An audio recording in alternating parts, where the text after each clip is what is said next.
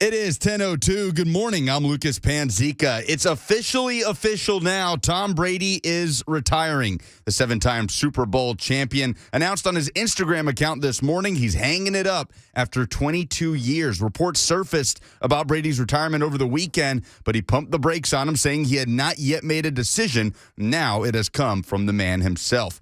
Two more Titans players are headed to Las Vegas for the Pro Bowl. Defensive tackle Jeffrey Simmons and left guard Roger Saffold. Simmons had 8.5 sacks, 12 TFLs this year. He will replace Chiefs defensive lineman Chris Jones, who is out with injury, and it will be Saffold's first career Pro Bowl in 12 years as he replaces Colts guard Quentin Nelson, also out with an injury. College hoops, the 7th-ranked Lady Vols came back from down 13 to beat Arkansas at home in overtime, 86-83. Jordan Horston with 24 points and 11 rebounds. It improves Tennessee to 19-2. For all your foundation repair and waterproofing needs, visit USSTN.com. Breaking news at once and your home for the Titans and Vols. This is 104.5 The Zone.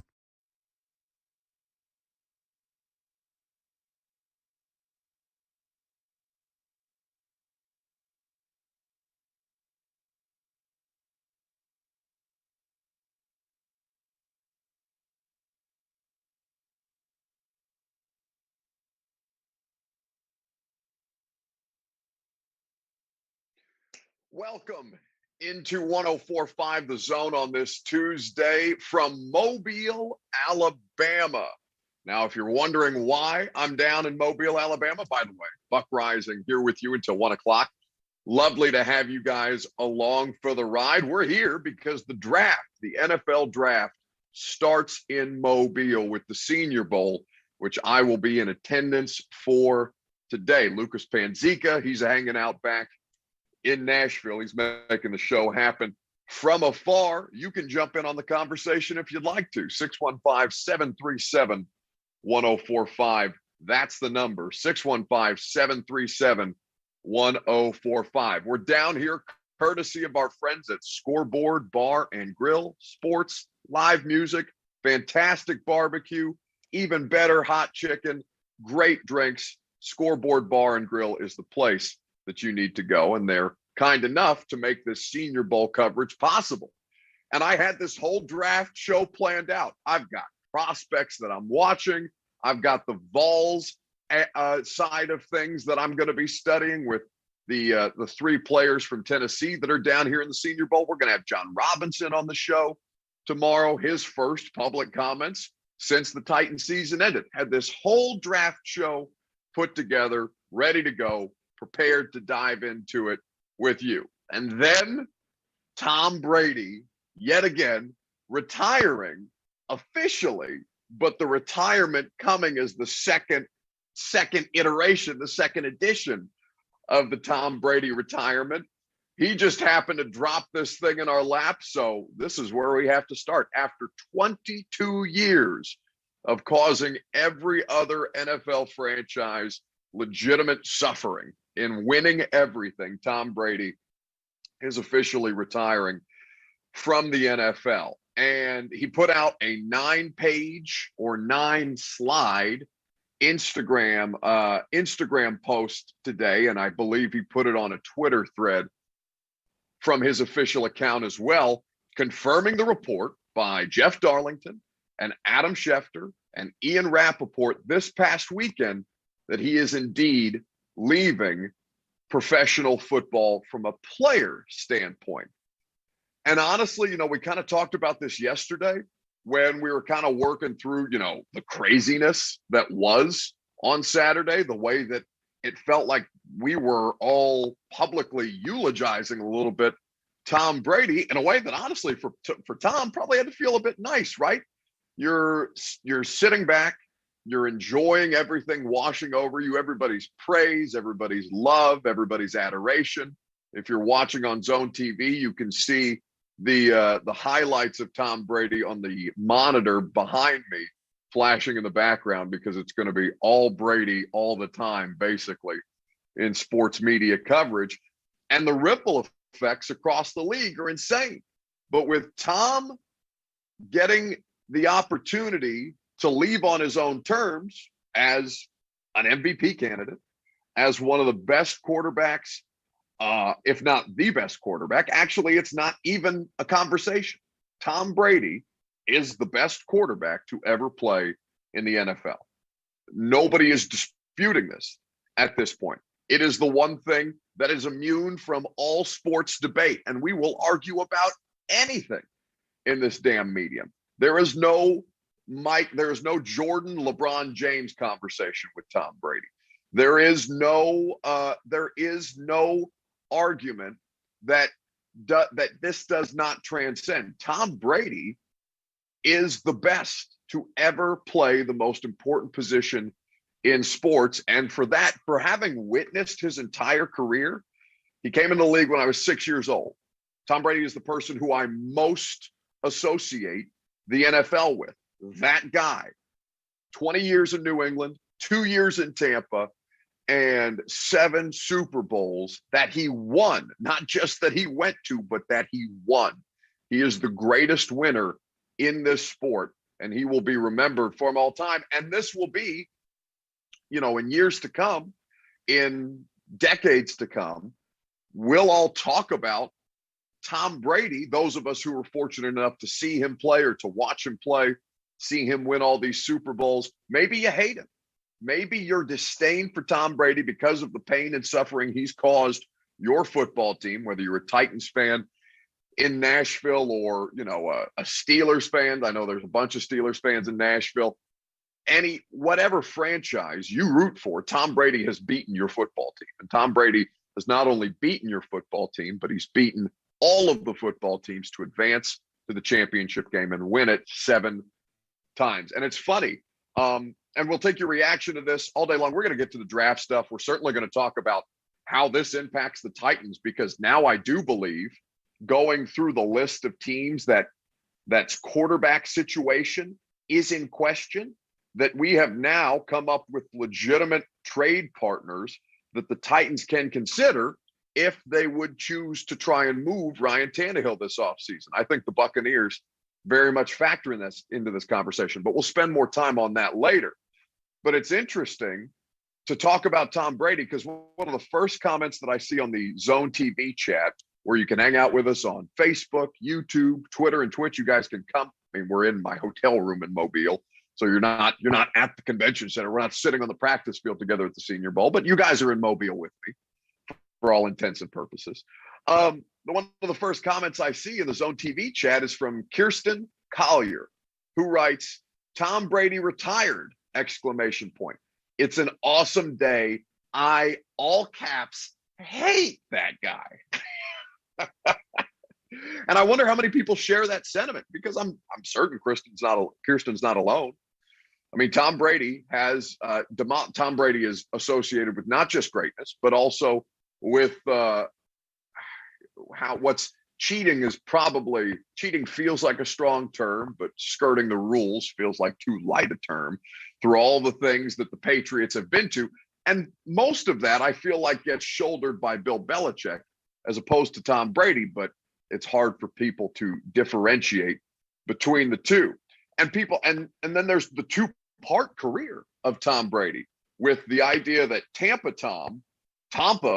is much different than Tommy, who spent 20 years in the New England Patriots organization with the Death Star of the NFL out here caving everybody's skulls in.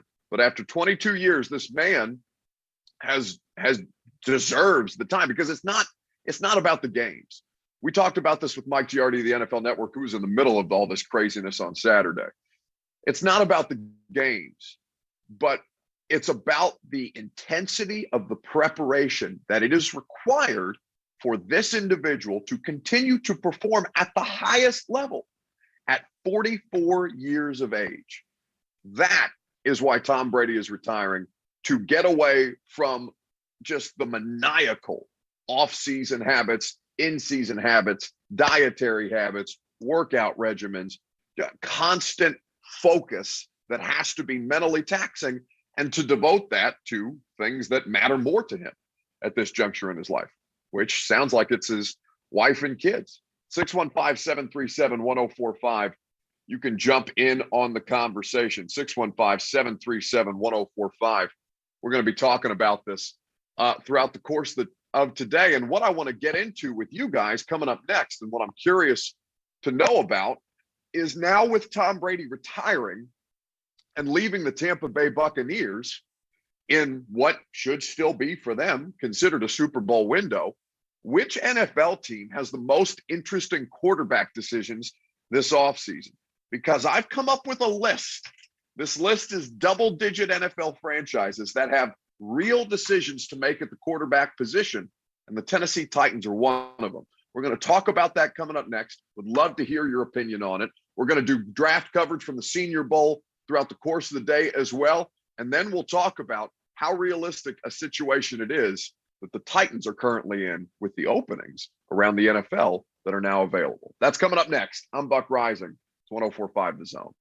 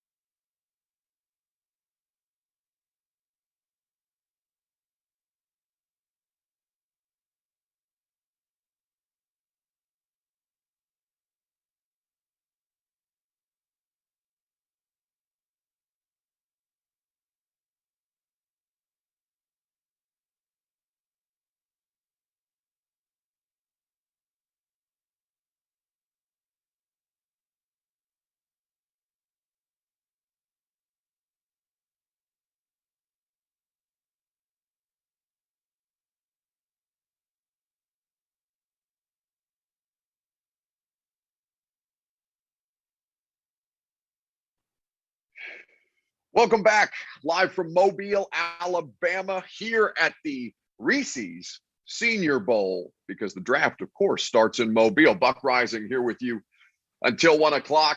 Going to get to the draft stuff later on in the show because we are fully loaded with guests of a draft nature the rest of the week. We're going to talk about some of the Titans' priorities for the NFL draft later on today as well. But the news that's got everybody talking in sports, across sports, and really even across society.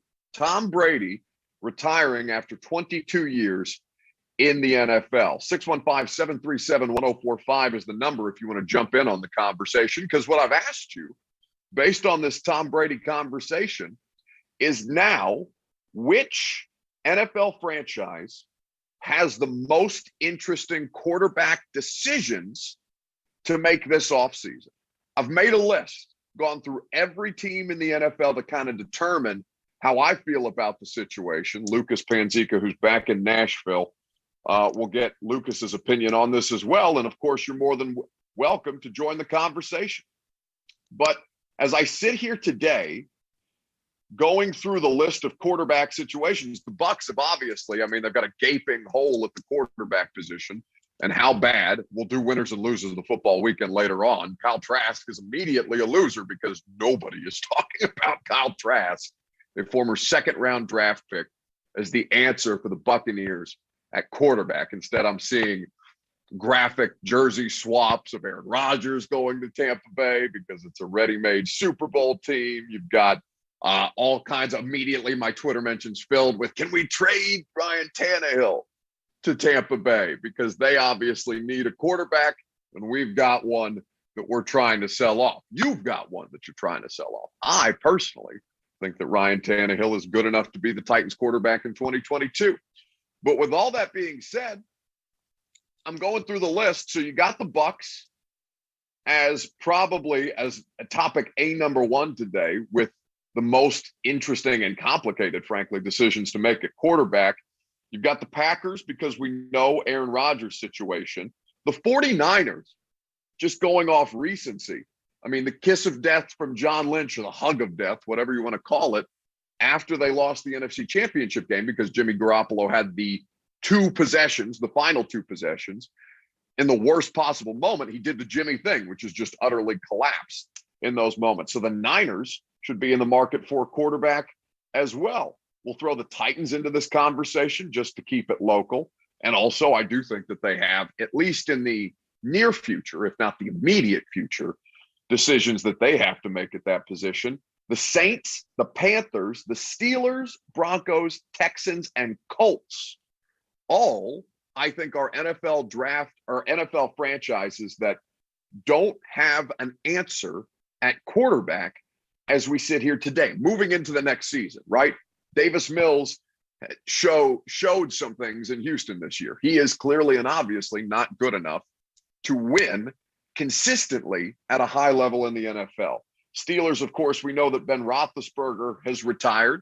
Perhaps, Lucas, we should put out an additional poll. I think we already have 5 on the day. Who's more pissed about Tom Brady stealing their retirement shine, Coach K or Ben Roethlisberger? Because they both have to be pissed today.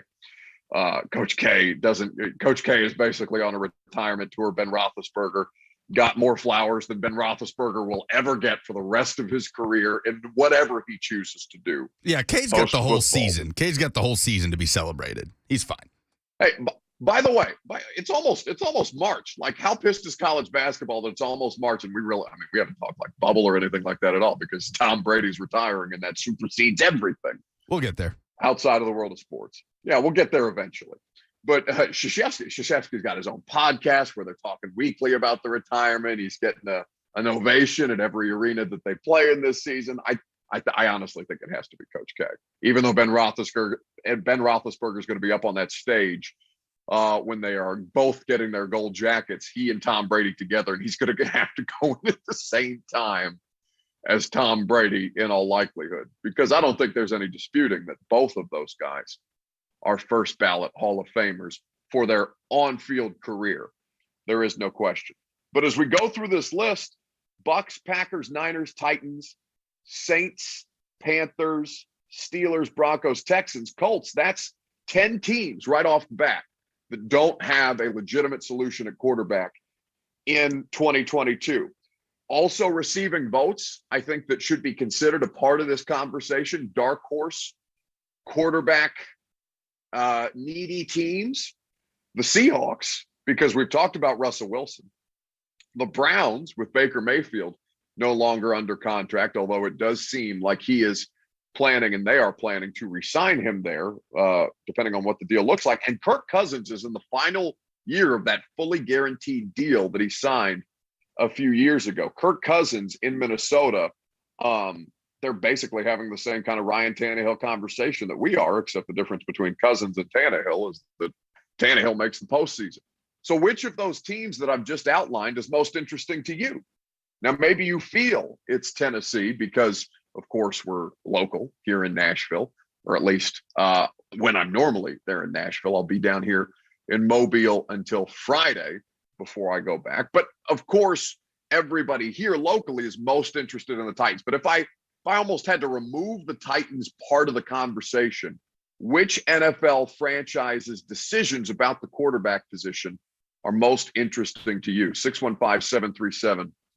Because when I go through that list, I think it has to be the San Francisco 49ers to me. It really does. I know the Bucs are the defending Super Bowl champions, even though there will be a new Super Bowl champion crowned this season. I know that Aaron Rodgers and the Packers, there will be many headlines. I'm sure Aaron Rodgers is not saying controversial things. I'm pretty sure so I can't remember which baseball player, some old retired baseball player the other day called him a drama queen, which I thought was laugh out loud funny. But there will be people talking about how much they don't care about how Aaron Rodgers anymore while still talking about Aaron Rodgers. So the Aaron Rodgers part of the conversation is always going to be there. Titans, obviously, that's my job. So whatever they decide to do, I'm going to be covering, I'm going to be interested in. But when I get to the Niners, that's kind of where it stops for me, because what I took away from this weekend in football was the lasting image of Deebo Samuel with a towel over his head. Didn't get a touch in the fourth quarter. By the way, you want to talk about egregious mistakes by great coaches? Kyle Shanahan, what the hell? Didn't get a touch in the fourth quarter. It's the Deebo-less drive. That's when Garoppolo goes nuclear mode. But all the while, after that game is won by the Los Angeles Rams, they pan to a camera shot. I believe Fox had the broadcast. Fox pans to Deebo Samuel sitting on the bench, towel over his head, weeping, absolutely weeping. And why that hit me in particular is because the 49ers were great. And it was clear and obvious to everybody what their limitation was. We could probably have that same conversation to tie it here locally. We can make the 49ers Tennessee Titans West for all intents and purposes, right? The clear and obvious limitation of the San Francisco 49ers is their quarterback. Has been. They've been winning in spite of him. You can cite me his record. You can cite me his postseason success, because he has been successful in postseason. And all the while, you can go through those games, and outside of the fact that his name is next to a W as opposed to an L more often than not, they have done this in spite of that quarterback position. Garoppolo cannot come back to San Francisco next year. Not if they want to be taken seriously. Not if they want to avoid this kind of plateau that we're talking about with Tennessee. It simply can't happen this way, because what their offense lacks is any kind of legitimate threat in the passing game. And he will make some throws and he will get yards after catch because they've got a fantastic collection of skill position players there. Does that sound familiar to anybody? But when it got to the clutch and when it came down to the wire, Jimmy Garoppolo has moments in these games where he simply can't deliver. I think that Garoppolo is the most interesting, and rather the 49ers this offseason are the most interesting part of this conversation revolving around quarterback movement. But that's crazy. I mean, think about the number of teams that we just named. Niners, Packers, Bucks, Titans, Saints, Panthers, Steelers, Broncos, Texans, Colts, and then potentially Seahawks, Browns, and Vikings, all having to make consequential decisions at the most important position. That's nearly half the league. You don't see turnover like that. At the same time, where there was 9 at the peak of things, 9 NFL head coaching positions available, you have nearly 15 quarterbacks that could potentially see some kind of off-season change in a way that it's a paradigm shift, basically, in the NFL. So from my standpoint, I think it's the 49ers. Lucas, back in Nashville, what from that list of teams that I've just named, what kind of jumps out to you? I think it has to be the Bucs. I think it has to be because of all the teams that potentially could have a new starting quarterback in 2022, who's more well-equipped to win now than the Bucs? I know Chris Godwin's a free agent, but Mike Evans has been locked in. They're still going to have largely the same roster intact with a great head coach in Bruce Arians, and they're going to have to eat some dead money with Brady retiring. No, wait. Let me push back on you. Why is Bruce Arians great? Well, I mean, his pedigree. I don't know. He's a Super Bowl championship winning coach. No. He's a Super Bowl champion winning coach because he got Tom Brady. Like Bruce Arians didn't get a crack at a head coaching job until he was in his 60s? Yeah, I think there was an idea that he was done. But Bruce Arians, I think, is a very good head coach in the NFL. Do you not agree that Bruce Arians is a top 10 head coach in the NFL? Bruce Arians just got in trouble for smacking a player because he got pissed at him. Like, I don't know how I feel about Bruce Arians. Well, either way, who's going to have a bigger drop-off, too? Where, in what situation is there a bigger gap between the starting quarterback in 2021 and whoever the starting quarterback is going to be in 2022? Because no matter who you bring in, if you're the Bucs, they're not the greatest quarterback of all time, but they're still like in win-now mode with some of the weapons around the quarterback position. So, and they've been in limbo for the last X amount of weeks, not knowing what Brady's decision was going to be. So I think they're put in the most interesting, precarious spot of any other team that maybe had more of a chance to plan ahead. I don't know. Did you watch Jordan Love this year? Because I think the Packers may make the argument for where the biggest drop-off is. Sure, but Aaron Rodgers and Jordan Love, that's quite a drop-off. But what about Tom Brady to Kyle Trask, considering who they have on the roster?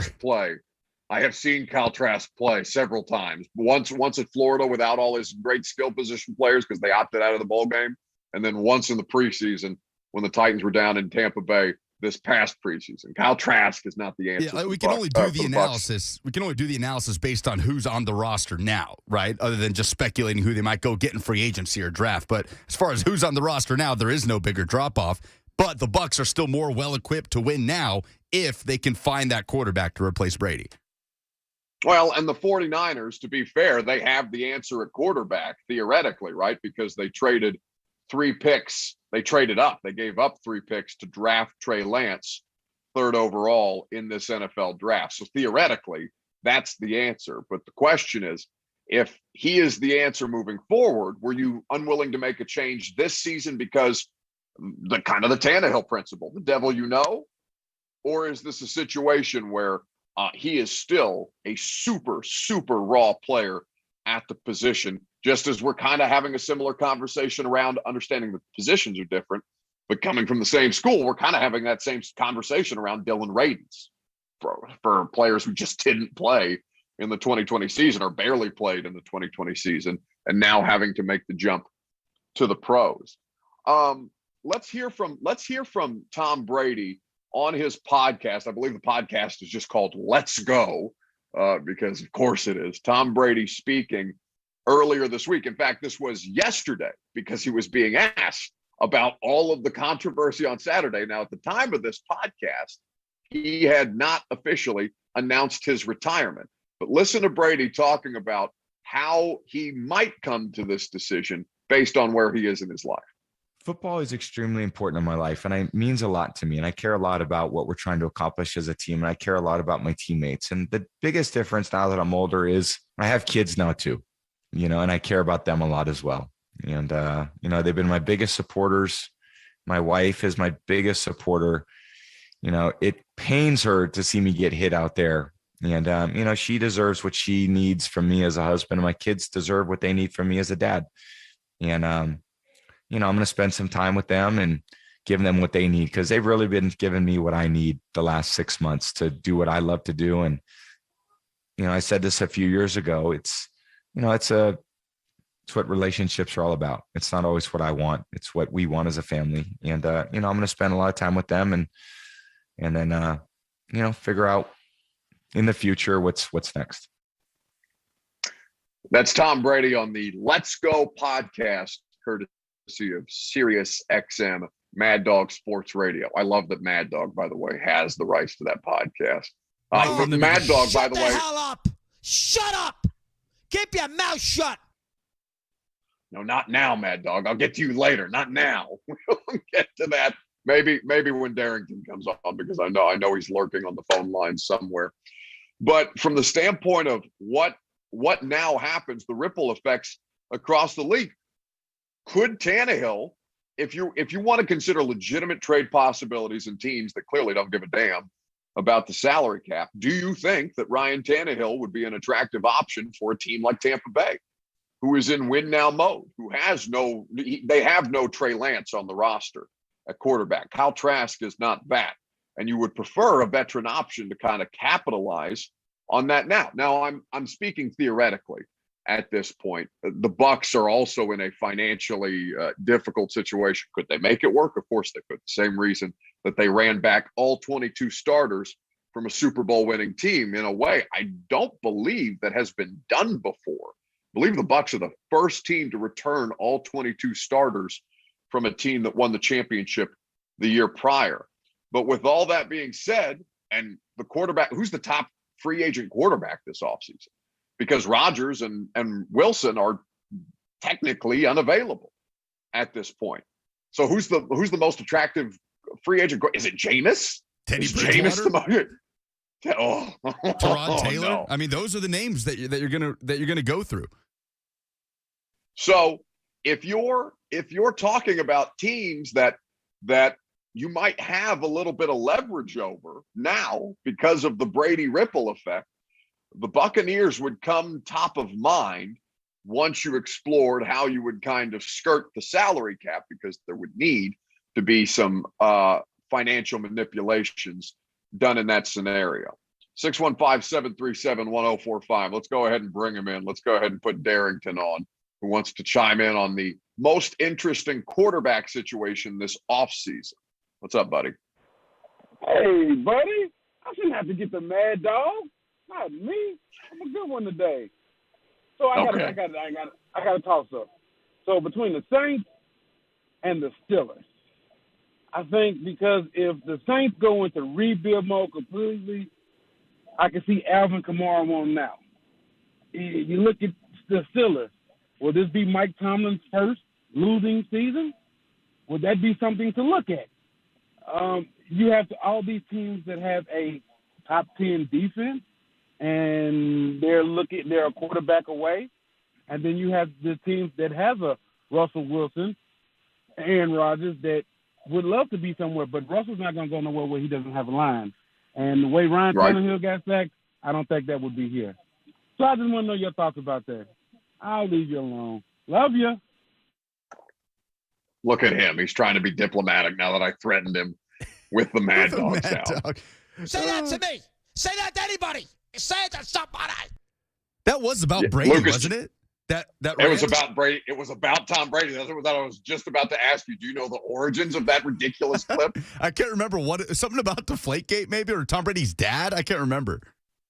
It was about Deflategate. Tom Brady's dad, who inexplicably, 44 years old, his son playing professional sports, and Tom Brady's dad is still like a little bit of a helicopter sports parent in a way that's weird. Because who's being cited? Who's denying the idea that Tom Brady's retiring on Saturday? It's his pops, right? Papa Brady's out there. And this was during the time of Deflategate. In fact, during the commercial break, we should find, Lucas, this full clip if possible. I don't remember how we went about it the first time, but it's damn funny, and it has great context today. We'll do winners and losers of the football weekend coming up next as well. We're live in Mobile, Alabama, courtesy of our friends at Scoreboard Bar and Grill. Food, drinks, sports, live music. A Nashville institution is Scoreboard Bar and Grill out in Music Valley. Check them out. Many thanks to them for making our situation down here at the Senior Bowl possible. Winners and losers of the football weekend coming up next.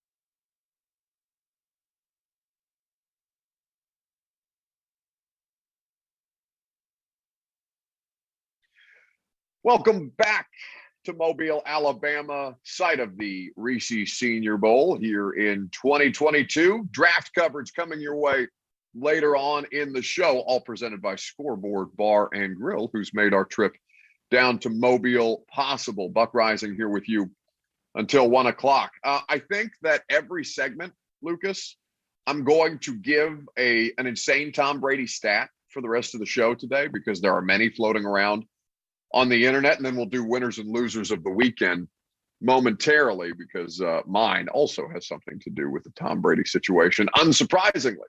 But the first ridiculous Tom Brady stat of the day comes from Mike Giannetti at Spotrac. He says, at Spotrac on Twitter, in 22 seasons, Tom Brady lost 73 regular season games.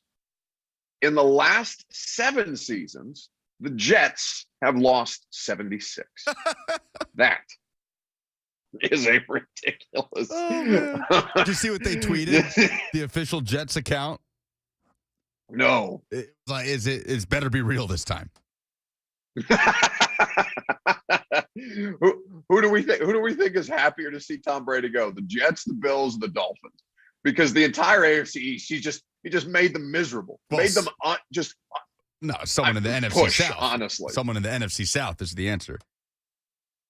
Well, I think to be honest with you, the better answer is probably Aaron Rodgers because Tom Brady went to the NFC and won as many NFC title games as Aaron Rodgers did in his first year, and then went on to win the Super Bowl. So suck it, Aaron. Oh, let's do winners and losers of the weekend. Open up the circus tent. Let's get going. There it is. The music. Winners and losers of the weekend is what we do every Tuesday at about this time. There went the trapdoor. Who went down it this week? As far as the losers are concerned, who elevated themselves above, who rose above the circumstance to become a winner of the sports weekend. 615-737-1045. You can jump in on the conversation if you would so choose, but allow me to start the bidding with a winner of the football weekend, and then we will address those who lost momentarily. The winner of the football weekend is Adam Schefter. Adam Schefter, redemption. Thy name is Thomas Patrick Edward, or Thomas Edward Patrick, in whichever order his 2 middle names are. Tom Brady, his official retirement. Now, we talked about this yesterday and why I believed it to be unimpeachable as far as the reporting is concerned. Not just because Adam Schefter is the biggest of the NFL insiders that we have, but because Jeff Darlington is the most connected to Tom Brady, the only person who was out there on a ledge by himself reporting that Tom Brady was in fact leaving the New England Patriots after 20 years. And by the way, that hung out there for a while too. And Jeff Darlington stuck with his story. It was interesting to read this. Diana Rossini, our friend, she does a blog, basically, a Substack.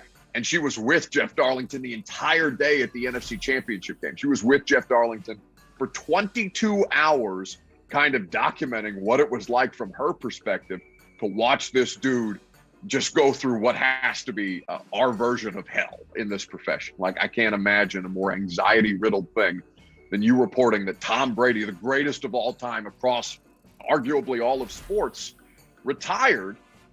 And then you're seeing that people like his agent are not supporting your claim. His father is not supporting your reporting. Like, that has to be one of the most perpetual miseries ever.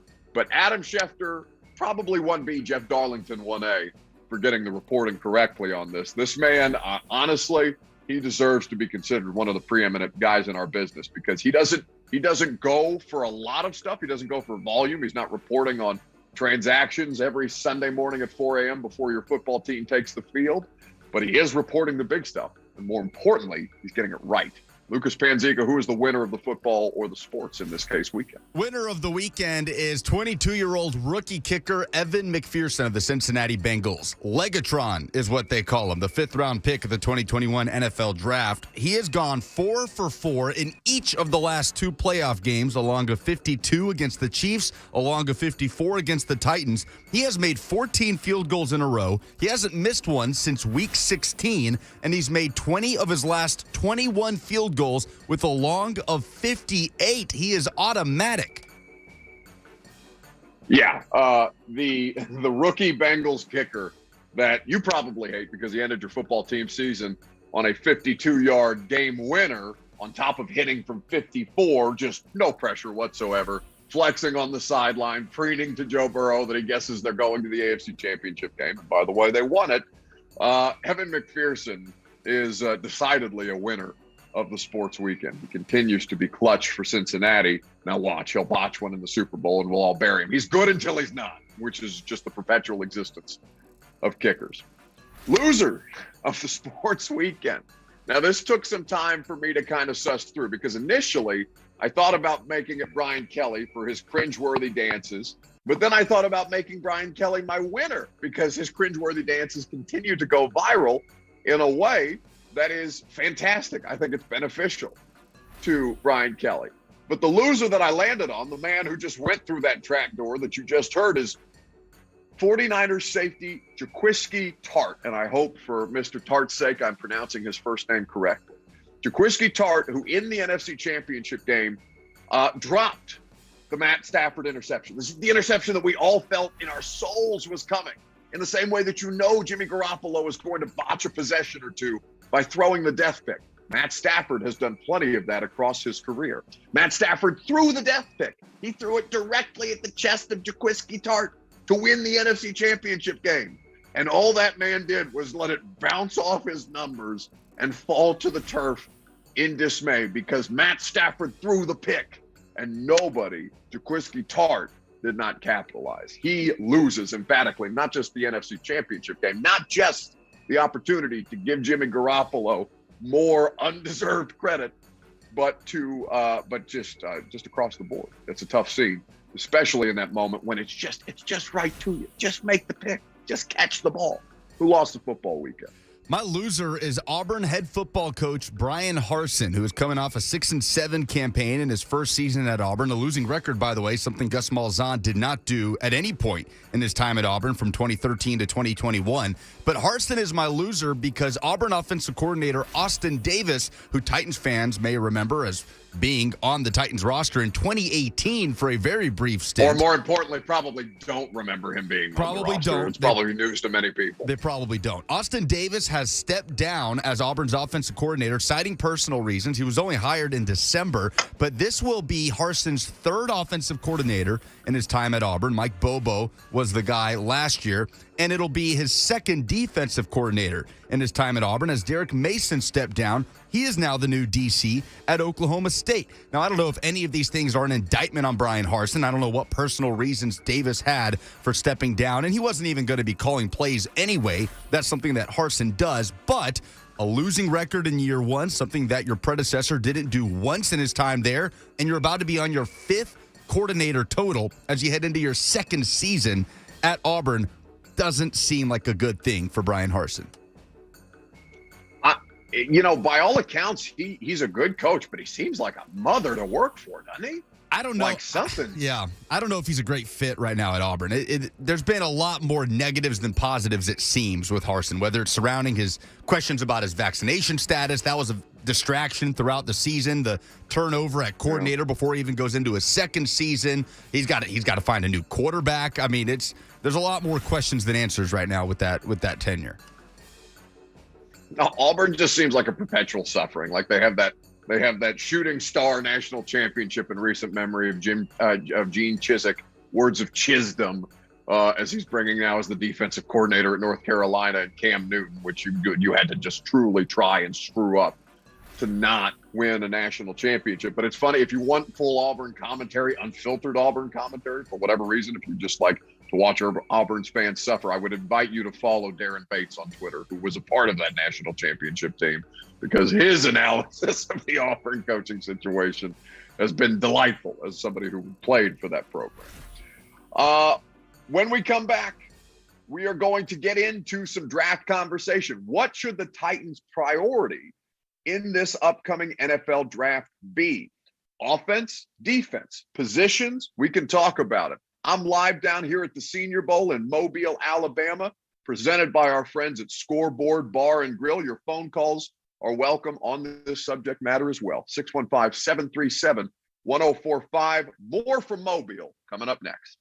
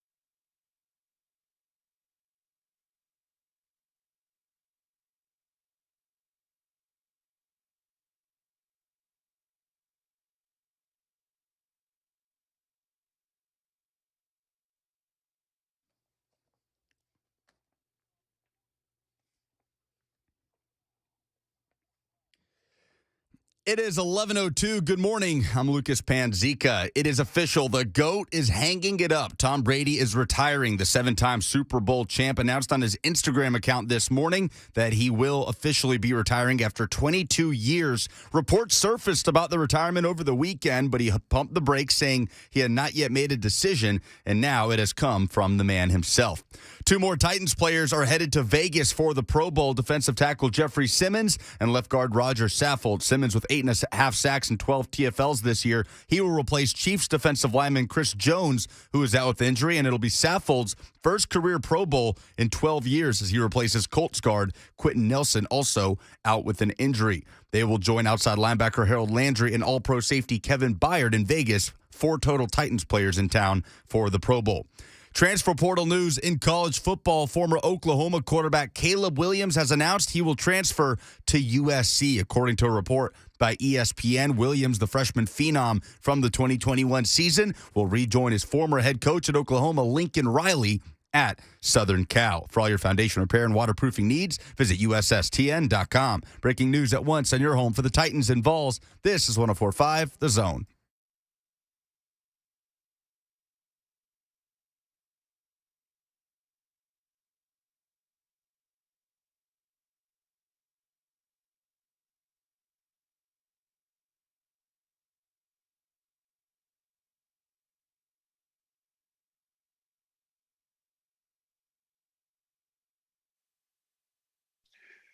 Welcome in to hour number 2 on 104.5 The Zone, live from Mobile, Alabama, the site of the 2022 Reese's Senior Bowl, which we are getting ready to discuss in great detail. I'm Buck Reising. I'm here with you until 1 o'clock. Happy to have you guys involved with the program. As always, Lucas Panzica is back in Nashville. He's making everything happen from behind the scenes. Happy to have you guys and your opinions, if you would like. 615-737-1045 is the number, because what I want to talk about here is basically what the Titans draft priorities should be. John Robinson, Titans GM, is going to be on the show tomorrow from the Senior Bowl. He's down here. His staff is down here. This is where the NFL comes together. It's like the pre-game for the NFL draft, right? If the pregame party is the combine, then the Senior Bowl, among all the different college all-star games that are happening in the weeks leading up to the NFL draft and leading up to the combine, Senior Bowl is the pre-game. And with this in Mobile, there are so many great draft prospects to go through whose college eligibility has expired, right? I've got some prospects that I want. There's 3 Tennessee Volunteers down here, specifically in Alante Taylor, Cade Mays, and Velus Jones Jr., who I will be watching closely as well for the Tennessee angle on things. And for this moment, with all the coaches, general managers, scouts, agents, media vultures like myself descending upon Mobile for the week, and of course, you know, the players, what everybody else is here to see, I'm curious to know how you feel about this situation and where the priorities should be in this upcoming NFL draft for the Tennessee Titans. I'll be sure to relay if you have feedback that you would like me to relay to John Robinson. Would be happy to do that for you. I'm sure he would. Lucas, do you think I should threaten him and say we're going to take live calls during his segment? I think that would be quite funny. Yes, Titans fan 8678 says you need to draft a quarterback in the first round. What say you? Pull my finger 69 asks, are we trading Ryan Tannehill? We'll do that with John Robinson live tomorrow, potentially. But it's stacked with prospects this year down in Mobile. It's an invite. And if you don't know what the Senior Bowl is, because I feel like a lot of people this time of year talk about the Senior Bowl, and maybe without necessarily explaining what exactly the Senior Bowl is. It's invite only, and it's a showcase that features more than 100 senior college football players, juniors who have graduated, that are in the upcoming draft class. They break them down into 2 teams, the American team, the national team rather, the national team and the American team, and they're being coached by Dan Campbell and the Detroit Lions staff and Robert Saleh of the New York Jets. So you have coaches, players, scouts, agents, general managers, all here to watch this invite-only all-star game with some of the best senior and graduated junior prospects in college football. And some of those, if you're a Titans fan and you're considering what your realistic options for 2022 at the quarterback position might be, a couple of those are coming at the quarterback position. In fact, we're going to get to see 6 of the draft class's top 7 quarterbacks this week. Matt Corral is not in attendance as an underclassman, but there are going to be potential first-round picks at every position here. It's annually an opportunity for guys who are projected after the college football season ends, mid to late rounds. This is their opportunity to increase their draft stock or to potentially see some of that fade away a little bit. So we're going to look into the position, specifically the quarterbacks, later on in today's show. I think we're going to take it position by position today, or rather this week. My plan so far, and Lucas, tell me if this sounds good to you since we like the live produced show. I think we're going to do quarterbacks today. I think we'll do offense generally tomorrow and defense on Thursday before I fly back on Friday. That sound good for you? That'll work. All right, we'll make it happen. 615-737-1045. But to kind of get into this from a priority standpoint before we talk about these quarterbacks, because Kenny Pickett is here, Desmond Ridder, Carson Strong, Malik Willis from Liberty. You got Sam Howell, Bailey Zappi at Western Kentucky, just up the road from Nashville, Tennessee. A lot of good quarterbacks, or a lot of good quarterbacks comparative to the competition, right? This is not an overwhelmingly good, and really not a good, to be frank with you, quarterback class in this upcoming NFL draft. But to kind of go over priorities for Tennessee and priorities for the Titans, man, it's hard for me to think that, like, a part of me just wants to say, I don't want to see them draft a single defensive player. Because in theory, you should be fairly set on that side of the ball. Now, I understand there's going to be, you don't know how much longer Kevin Byard is going to be here, even though he's coming off a second All-Pro season. Kevin Byard's finances get complicated this coming year. I'm not talking about this year, but I'm talking about future planning, like they did with Amani Hooker while Kenny Vaccaro was still on the roster. Where do you kind of look to plan out your future while also addressing immediate needs? But let's go through the defensive side of the ball for Tennessee.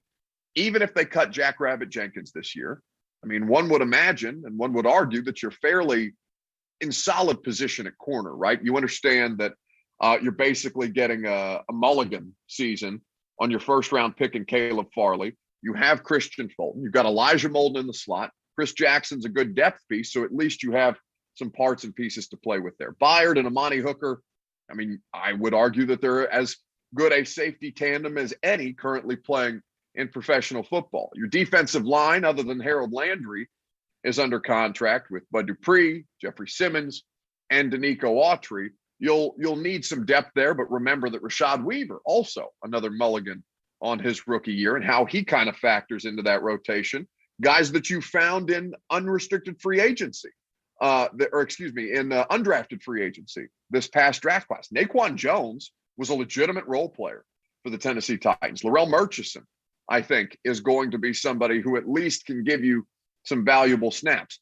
And inside linebacker is probably where you're looking at and saying, okay, that's where the thinnest, and coming off a position of strength. Rashaan Evans, Jayon Brown, both unrestricted free agents. Zach Cunningham, his future currently unclear, and I'm looking forward to talking about Zach Cunningham to John Robinson tomorrow when he joins us, and he'll be on the show at 12:20 Central Time. So make sure you're tuned in and listen to that, or if you want to subscribe to the podcast to make sure you don't miss it.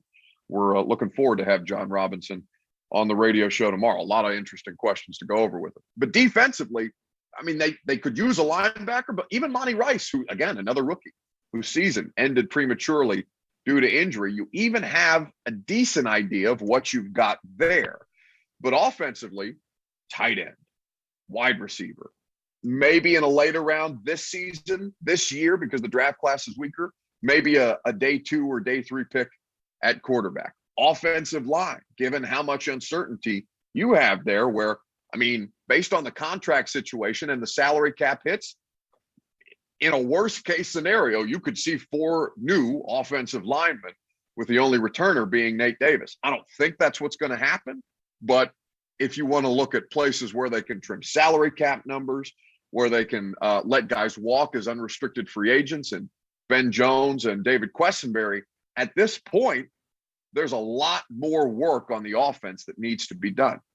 And when we kind of talked about how the season ended in 2021, that was kind of the premise that we thought. Even as I am objectively, I am entrenched in the position that most of what we saw happen against Cincinnati, the blame should be placed on coaching as opposed to personnel.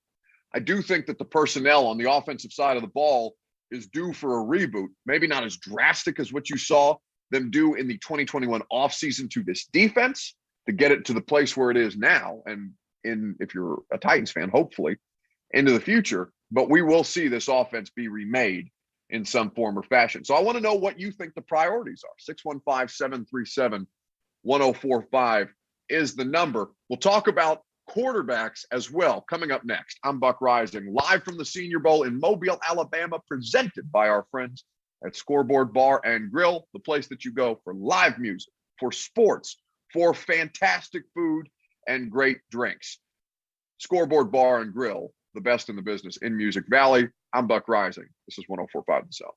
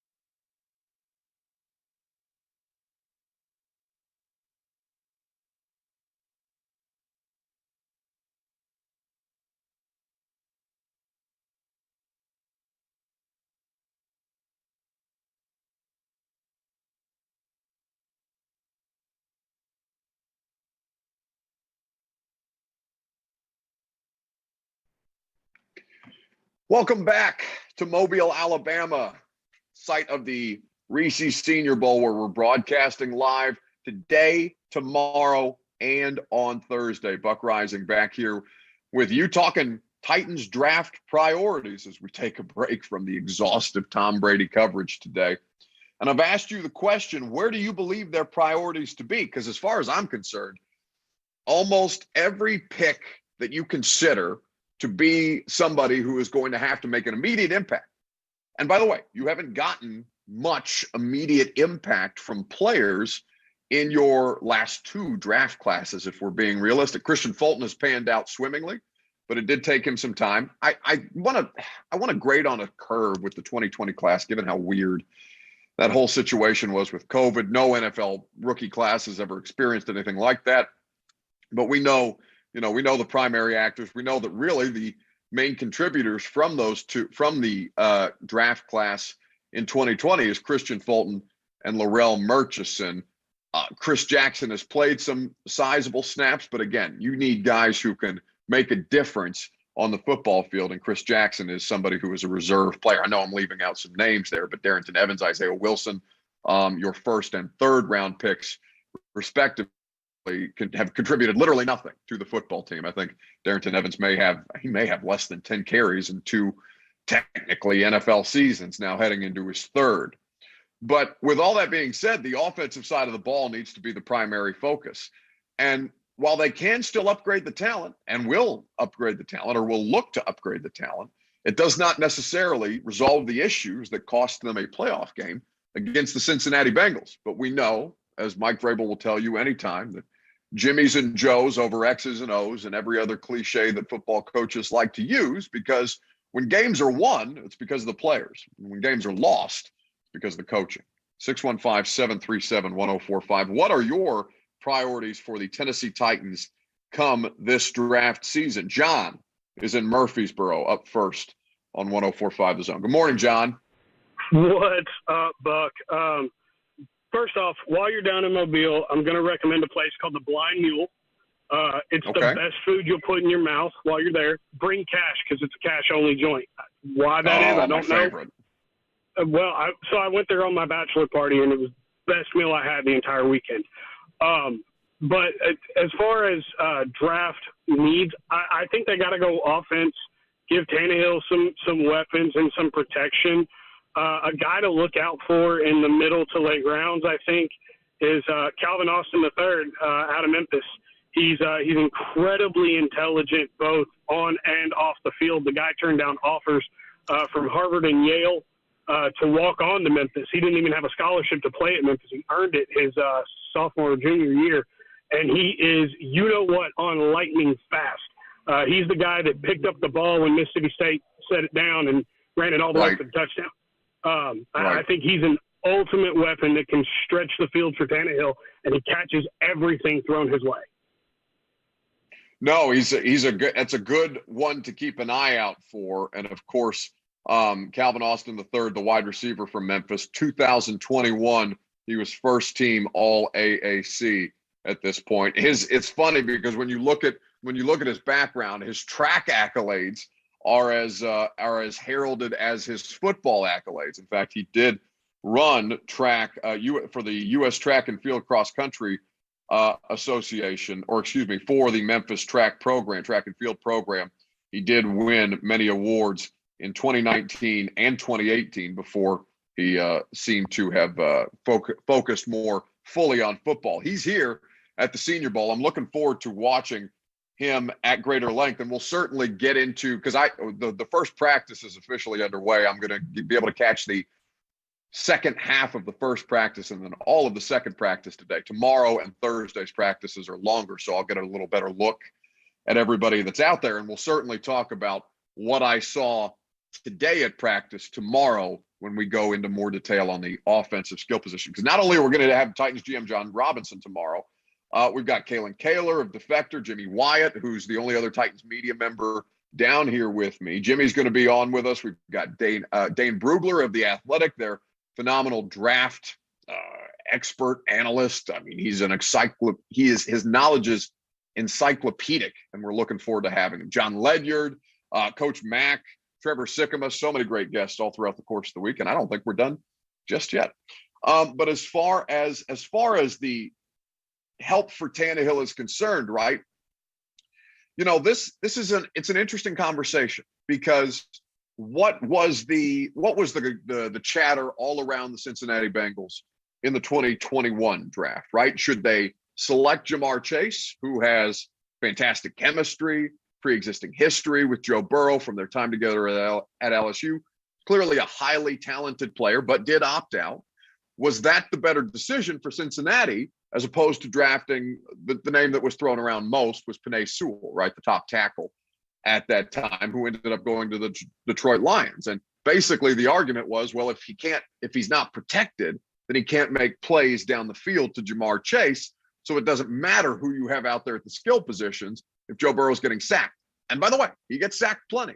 And not all of it is on that offensive line. Joe Burrow, as a young quarterback, has some issues that he has to work through as far as holding the ball too long, starting to pat the ball, in trying to extend the play. But what we've seen this year is, if you have a quarterback like Burrow, the protection matters to a degree, but it matters a lot less than you think it is. Because where are all these spectacular plays in the Bengals offense coming from?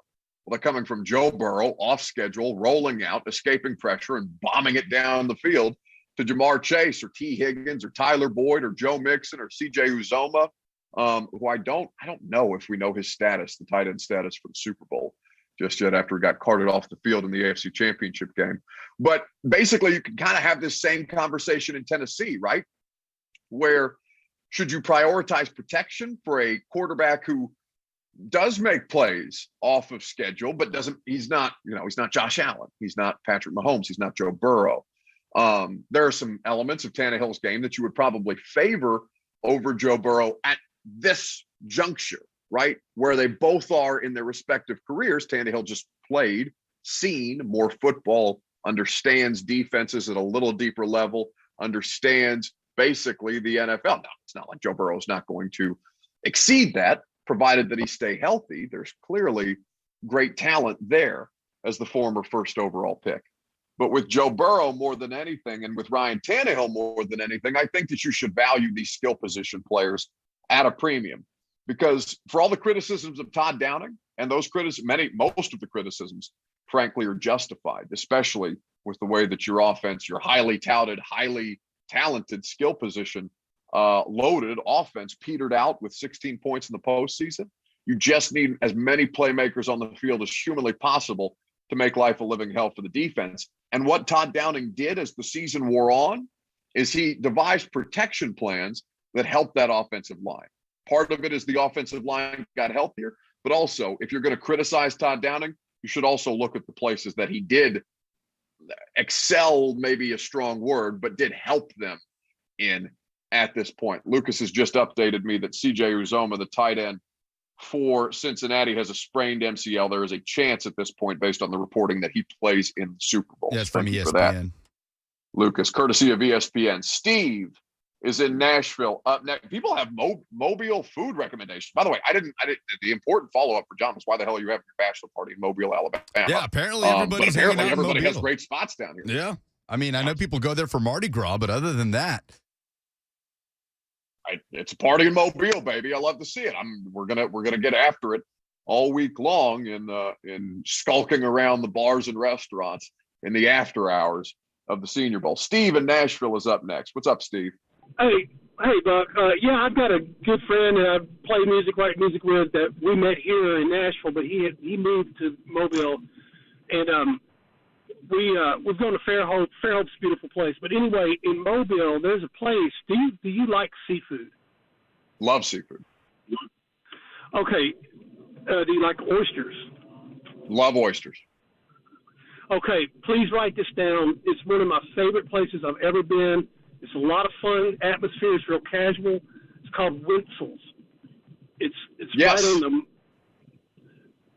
Yeah, Coach Dave McGinnis gave me that recommendation. As a matter of fact, Steve, Winsel's is on my hit list this week. People have been sending me recommendations from Mobile all over the place. So this is apparently the hot spot. Well, honestly, I miss Winsel's. I would go down there, not just to see my friend, but also to go back to Wenzel's. It's just one of my favorite places. I just love being in there, and the food is great. It's just, you can sit at the bar and watch them shuck the oysters right in front of you. So I hope you do try that, and I hope you like it if you do. And my brother and nephew are just football dudes, especially my nephew loves to play like he's a general manager. And they both hope that the Titans pick Malik Willis to sit behind Tannehill and become our future replacement for Tannehill. What do you think of that? Yeah, I appreciate the call, Steve. And listen, I'll bring back a full, we'll do this every day that we're down here. We'll bring back a full report of the bars that I schlepped around in and the restaurants that I ate in for all the recommendations that people are sending us for Mobile. Apparently, I've been sleeping on Mobile. This is an egregious error by me based on all of the great times that people have had here. But Malik Willis is here in Mobile. Of course, if you're unfamiliar with Malik Willis, he was the quarterback for Hugh Freeze at Liberty.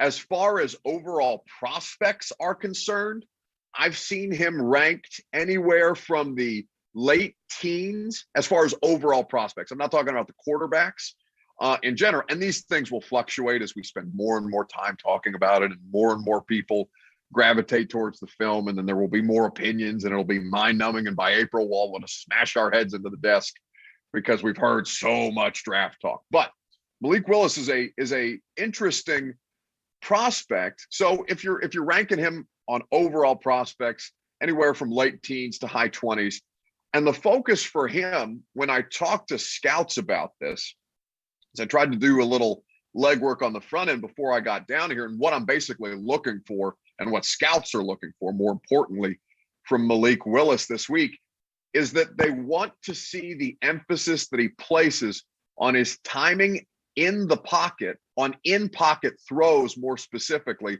and just his overall efficiency as a passer, right?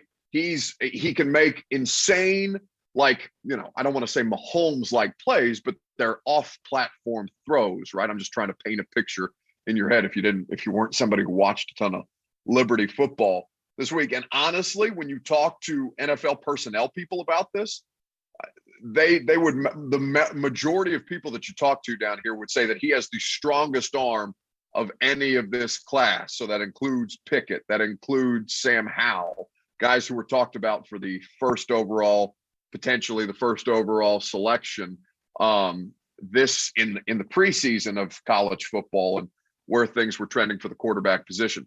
So focus on him in the pocket, though, is what the coaching staffs at the Senior Bowl are going to be working with, going to be trying to emphasize, see how he can progress. It's a great scouting opportunity, really, for him, because we will see him. One, there will be a different level of competition here at the Senior Bowl because you got Big Ten players, you got SEC players, you got Big 12 players. And what conference is Liberty in? I should know this. What conference is Liberty in, Lucas? Do you know this? Oh man, that's going to kill me. Hang on. I know. I feel like it's going to piss me off as soon as you say it to me. But I'm going to look it up. There has been one mock draft from CBS Sports that has the Titans taking Willis at 26. So every offseason we have these long lists of how the 17 different position groups that mock drafts have the Titans selecting in the first round. Quarterback is going to be littered all over those, and there's already an early one with Willis. Yeah, I mean, again, it depends on how much they get overdrafted this year, right? Whether it's Desmond Ridder, who was also down here, or Kenny Pickett, who was in attendance at the Senior Bowl, Sam Howell, who we talked about at North Carolina, whose draft stock took a beating, frankly, during the regular season.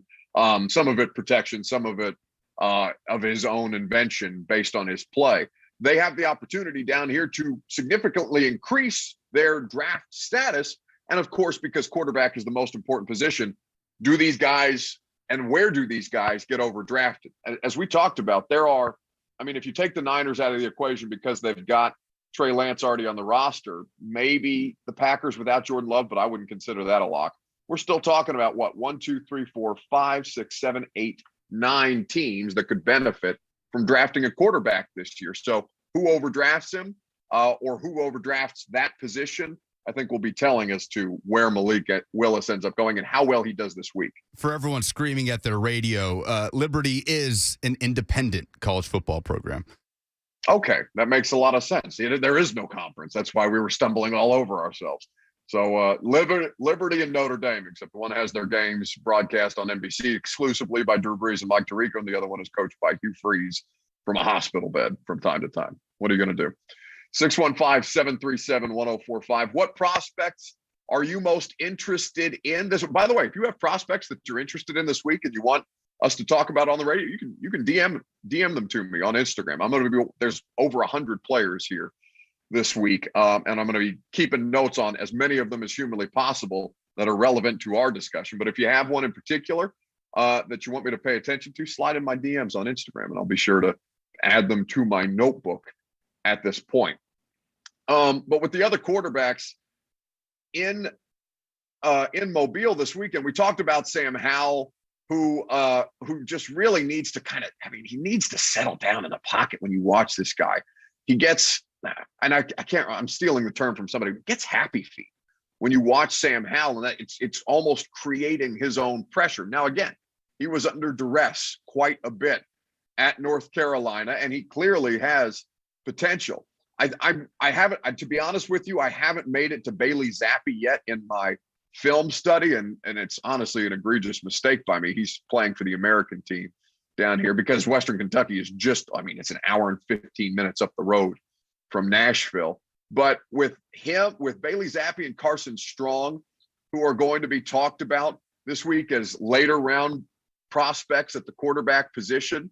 Carson Strong he's a monster. He's 6'4", he's 215 pounds, and he's got that kind of flash in the same way that I think scouts and talent evaluators gravitate to in a player, just like a recent example, like Trey Lance, where you can clearly tell the physical ability to do all of the things is there, but how close to you does that become the college version of a Joe Milton for Tennessee fans, right? Where you just get so caught up in what that this guy could do and how much of it can he actually execute based on things like processing and elimination when he's trying to diagnose or go through his progressions, setting protections, just the basic operations of quarterback at this level, because of course we know that things are going to get infinitely more complicated going from Nevada to wherever Carson Strong would get drafted in the NFL.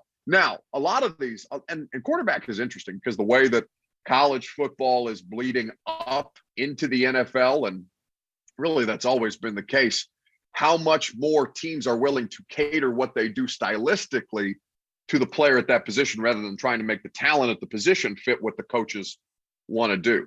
I think that's going to be something to keep an eye on with those guys like Carson Strong and Bailey Zappi in the later rounds. And I'm really curious about Desmond Ridder, the Cincinnati quarterback, of course, who got just absolutely blowed out by Alabama in the college football playoff semifinal this year. He was much better as far as his mistakes were concerned in his last season at Cincinnati.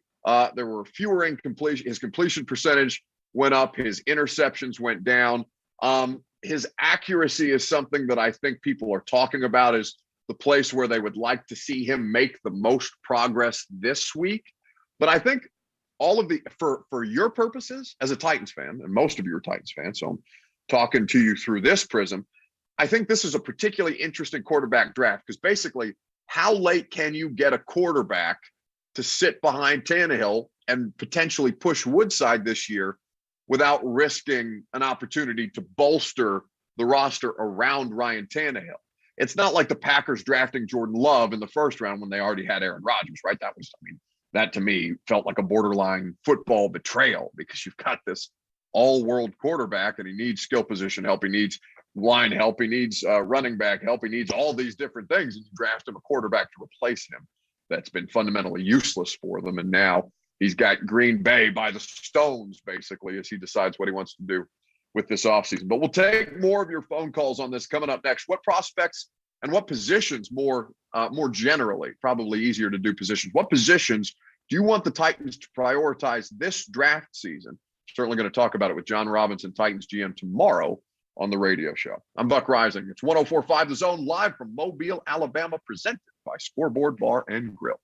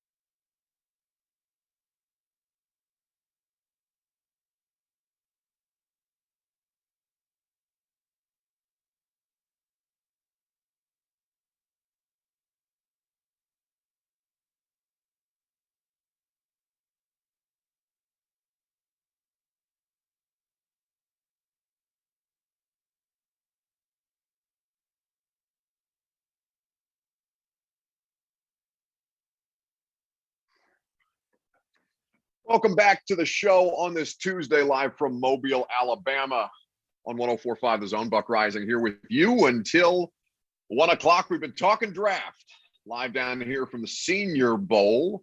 A lot of quarterback conversation. We'll do offense, the rest of the offense tomorrow. Talk some defense on Thursday before I get out of here and come back to Nashville on Friday. It's pretty interesting. The Titans have like a split contingent this week because more than half of the organization is down here in Mobile, but Mike Vrabel and his staff are out there coaching the Pro Bowl in Las Vegas. And I'd be curious to know when we talk to John Robinson tomorrow at 12:20, as far as I know, his first public comments since their season ended, which we're looking forward to talking to John about a variety of subjects. But I'm curious to know whether he thinks Vrabel got the better deal with a free ride to Vegas as opposed to coming down here to Mobile. But I think John's probably going to favor Mobile, the way that a lot of people are for like bachelor. I don't know if John's down here for his bachelor party or whatever, like one of our callers earlier, but Mobile seems to be the spot, at least this week. Well, he cleared it up that he was there. His bachelor party coincided with Mardi Gras, which makes sense. Like, Mobile people will claim Mardi Gras is theirs before it was New Orleans. Like, it's a big debate. Okay. Well, embrace debate. That's what we're all about, right? We've just stolen it directly from Stephen A. Mobile versus NOLA. Discussing now. Hot or not, Mobile versus Vegas. God, 615-737-1045. We're gonna get back into some Tannehill conversation, given the fact that we're talking a lot about quarterback prospects that I'm looking at this week down here at the Senior Bowl. But we'll go back to the phones for the time being. Andy in Mount Juliet is up next on 104.5 The Zone. Hello, Andy. Hey, Buck. How you doing, sir? I'm well, thank you. So, as much as JR and Mike Vrabel like to draft injured players, do you think Meacham or Anderson will fall far enough either for a first or maybe a second round draft pick? You talking about Will Anderson? Yeah. Will Anderson's he's not coming out this year, is he? No, he's back at Alabama. He's not draft eligible. Okay. Yeah. Again, they would have to fall considerably. Again, John Robinson is picking players at value. Bill Belichick has done this for years too, by the way. Sometimes it works, sometimes it doesn't. But if it does, you ended up with a generational type talent like Jeffrey Simmons, for example. Caleb Farley was maybe not talked about at quite that same in quite that same air as Jeffrey was.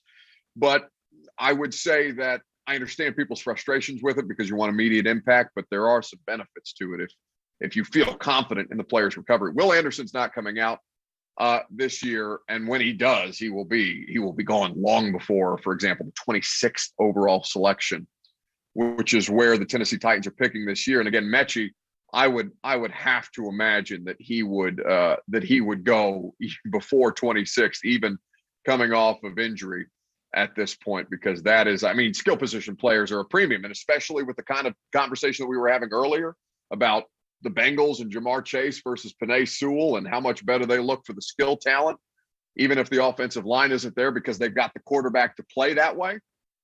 I think that a lot of teams are going to gravitate towards that end. Kirk in Nashville is up next on the Zone. What's up, Kirk?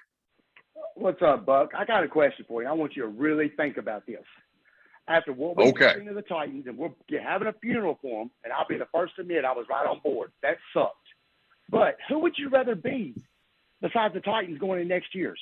The Packers don't want Rodgers back. He falls under playoff pressure after regular season dominance yet again. The Bills played zero defense in that game. Receivers running wide open. 13 seconds left, and they could not make a stop to go to the AFC Championship game. The Bucs, Sally Crap, misery. Brady's gone. The Chiefs completely collapsed in that second half. That will have residual effect going into next year. 49ers have no quarterback. And the Titans have absolutely put the league on notice. That defense is legit. They are coming. They have the best front seven, plus Byard, Fulton, and Hooker in the back. You just need a couple pieces, and they're number one going to next year. Tannehill had 2 tip passes. They were great plays. Let's admit it. They were great plays. They fell in the right spot. It couldn't happen again. It sucked. It hurt, but he was trying to make a play. He wasn't holding on to the ball. Please answer that question and tell me, how do you not feel good going in next year, and who would you trade places with? Oh, I appreciate the call, Kirk. And here's what I'll say, because I understand why you feel that way, right? It makes a lot of sense, the scenario that Kirk has just outlined. And I think Kirk might have called yesterday and asked us that same question. Maybe we didn't answer it thoroughly enough. Here's what I'll say: I take any scenario where the different team, not the non-Titans team. I take any scenario that has a better quarterback. And why I say this is because defense historically, year over year, is so hard to sustain from season to season. Now, I'm not saying that they can't be good again. It is just so improbable that they will be that kind of great, much less, Kirk, get better. I think that's the mistake that a lot of people make with defense specifically. Now, if you're asking me objectively, I would say any scenario with a better quarterback, right? Mahomes is objectively a better quarterback than Ryan Tannehill. Josh Allen is objectively a better quarterback than Ryan Tannehill, even as I understand that we had Keith Bulluck in after that Chiefs-Bills, what was that, divisional round game, and Keith Bulluck, Titans great linebacker, Mr. Monday Night, said he was disgusted by the lack of defense played in that game. And I don't disagree with him. There needs to be some defense. In fact, the defense was the energy in that playoff game. I would almost prefer a great defense and an average offense to the alternative. Because if you play in shootouts, at some point you're going to get outgunned, and you can't, if you can't rely on a team to get a stop, you know what that life is like. You existed, or you lived that life in 2020. But here's what I'll say, Kirk. There will not be as drastic a drop off. Like let's take just the Titans as a sample size, right? 2020, historically terrible, historically wretched on third downs in terms of getting pressure on the quarterback, in terms of sacks, right? Historically bad. 2021, tone completely changed, right? Defense completely revolutionized. Defense completely turned around. Some of that will carry over. And if there is a drop off, it will not be as drastic as to take you back down to one of the worst, if not the worst defense in the league that year.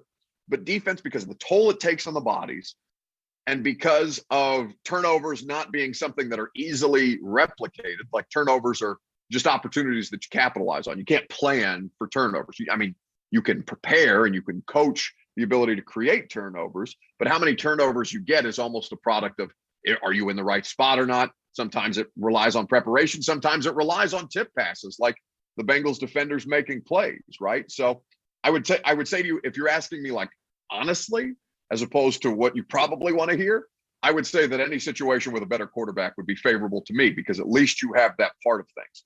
But there's no question that the Titans defense and the core of that defense, even if Harold Landry doesn't come back, they're in good position to try and sustain that, if not improve upon it. Because I think improving upon it is going to be a pretty difficult task. Phone lines are loaded. We're going to get back in. We're going to get into this on the other side. Draft questions as well. I've got a scenario that I want to kind of outline for people based off Kirk's question. It's basically what we built the entire third hour around. Which situation would you rather have, basically? Because you look around the league right now at the quarterback potential and the flux that it's about to be put in this offseason, Tannehill might not look so bad to you. We'll talk about it coming up next. Your phone calls as well, live from the Senior Bowl in Mobile, Alabama. The final hour is coming up next.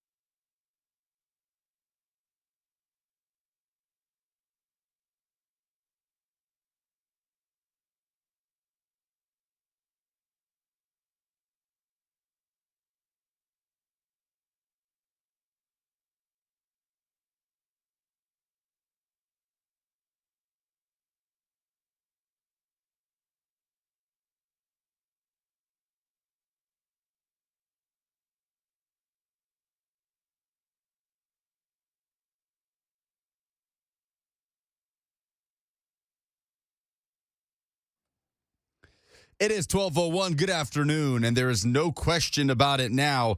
Tom Brady is retiring. I'm Lucas Panzica. After 22 years, Brady announced on social media today that he is hanging it up after a career that will finish as the all-time leader in the NFL in passing yards and touchdowns, and of course 7 Super Bowl championships. Brady said in his statement, quote, "This is difficult for me to write, but here goes. I am not going to make that competitive commitment anymore. I have loved my NFL career, and now it is time to focus my time and energy on other things that require my attention." 2 more Titans players are headed to Las Vegas for the Pro Bowl. Defensive tackle Jeffrey Simmons and left guard Roger Saffold. Simmons will replace Chiefs defensive lineman Chris Jones. Saffold replacing Colts guard Quentin Nelson. Both of those players will miss due to injury. Simmons and Saffold will join Harold Landry and All-Pro safety Kevin Byard in Vegas as the Titans send 4 to represent the AFC in the Pro Bowl. Preds are back in Bridgestone tonight after a 3-game road trip and a 5-day break. They host the Vancouver Canucks. Puck drop is at 7 p.m. Nashville, second in the Central Division. Voncouver, second to last in the Pacific. College hoops tonight, number 22 Tennessee returns to Knoxville after falling at Texas over the weekend. The 14-6 Vols will jump back into SEC play, hosting 15-6 Texas A&M for a 6 p.m. tip. Catch the Vol Network coverage right here on The Zone. Also in transfer portal news, former Oklahoma quarterback Caleb Williams has announced he will transfer to USC to play for his former coach at Oklahoma, Lincoln Riley. For all your foundation repair and waterproofing needs, visit USSTN.com. Breaking news at once in your home for the Titans and Vols. This is 104.5 The Zone.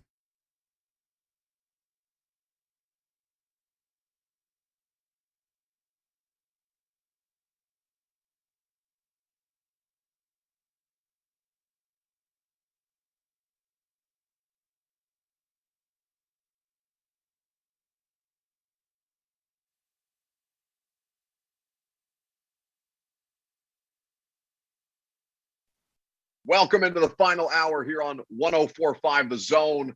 Buck Reising here with you until 1 o'clock. We've been having a hell of a day so far throughout the course of the first 2 hours. Tom Brady retiring earlier this morning. I'm down in Mobile, Alabama for the Senior Bowl because, of course, as anybody will tell you, the draft starts in Mobile, and we've spent a lot of time talking about the Titans' trajectory from here.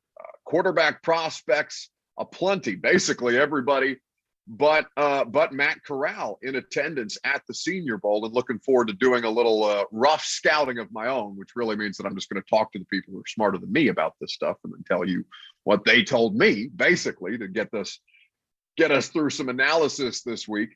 And an interesting conversation about a potential succession plan, given the news of Tom Brady, given the idea that this is going to send ripple effects across the league and, more importantly, create an interesting conversation, a fascinating conversation around the quarterbacks across the NFL.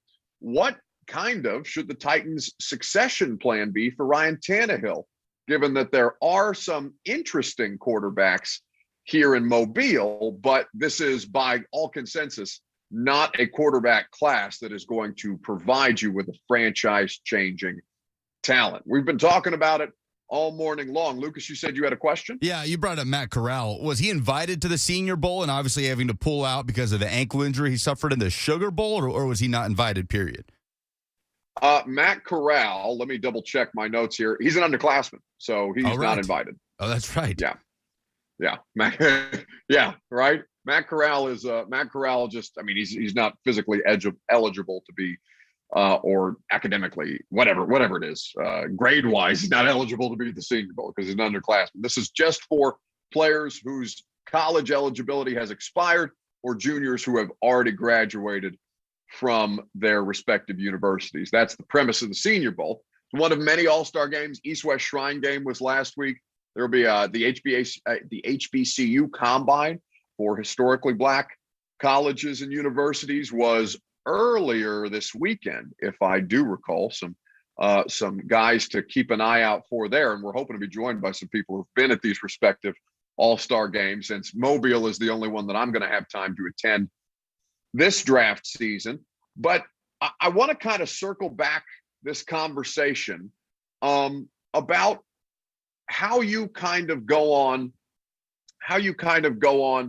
and look to plan a succession, basically, not like the show, not where you're trying to corporately knife everybody in the back to try and climb your way to the top, but kind of in the world of competition in any business, but particularly at the quarterback. How do you kind of plan out the succession for Ryan Tannehill? Because what we do know is that the odds are the odds are great that Ryan Tannehill is going to be the starting quarterback for the Tennessee Titans in 2022. But as we've discussed at great length, one, this draft class has flaws at that position. Now you're picking late, so maybe that works in your favor if you see somebody who takes a slide that you didn't expect and you believe in the talent and your ability to coach a player up. Perhaps you do opt for that, say in the first round at 26th overall, even if it does mean not outright supporting the quarterback that you have in place with additional talent around him. Because what Tom Brady has just done is he's just left the Buccaneers completely bereft. Now they won a Super Bowl in Tom Brady going to Tampa Bay. That's all worth it as far as I'm concerned. If you win the ring with the moves that you made, everything after the fact you just kind of have to deal with because it's a cost of doing business at this point, whether it's salary cap, whether it's lack of draft capital, things of this nature. And that's kind of the spot that the Bucs are in right now. And when we talked to Mike Giardi about this yesterday, before Tom Brady officially retired, it's pretty interesting to hear Mike talk about it. Because Mike, who has covered Tom Brady his entire career, first before Giardi was working for NFL Network, he was local TV in Boston. And to hear Giardi kind of talk about Tom Brady and this stage of his life as to why this was the right decision for him, I thought was pretty interesting yesterday.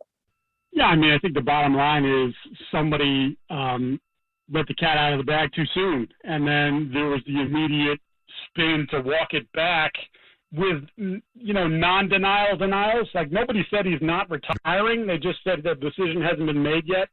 And then you get you start to back channel and reach out to people in Tampa Bay, and we haven't heard anything yet.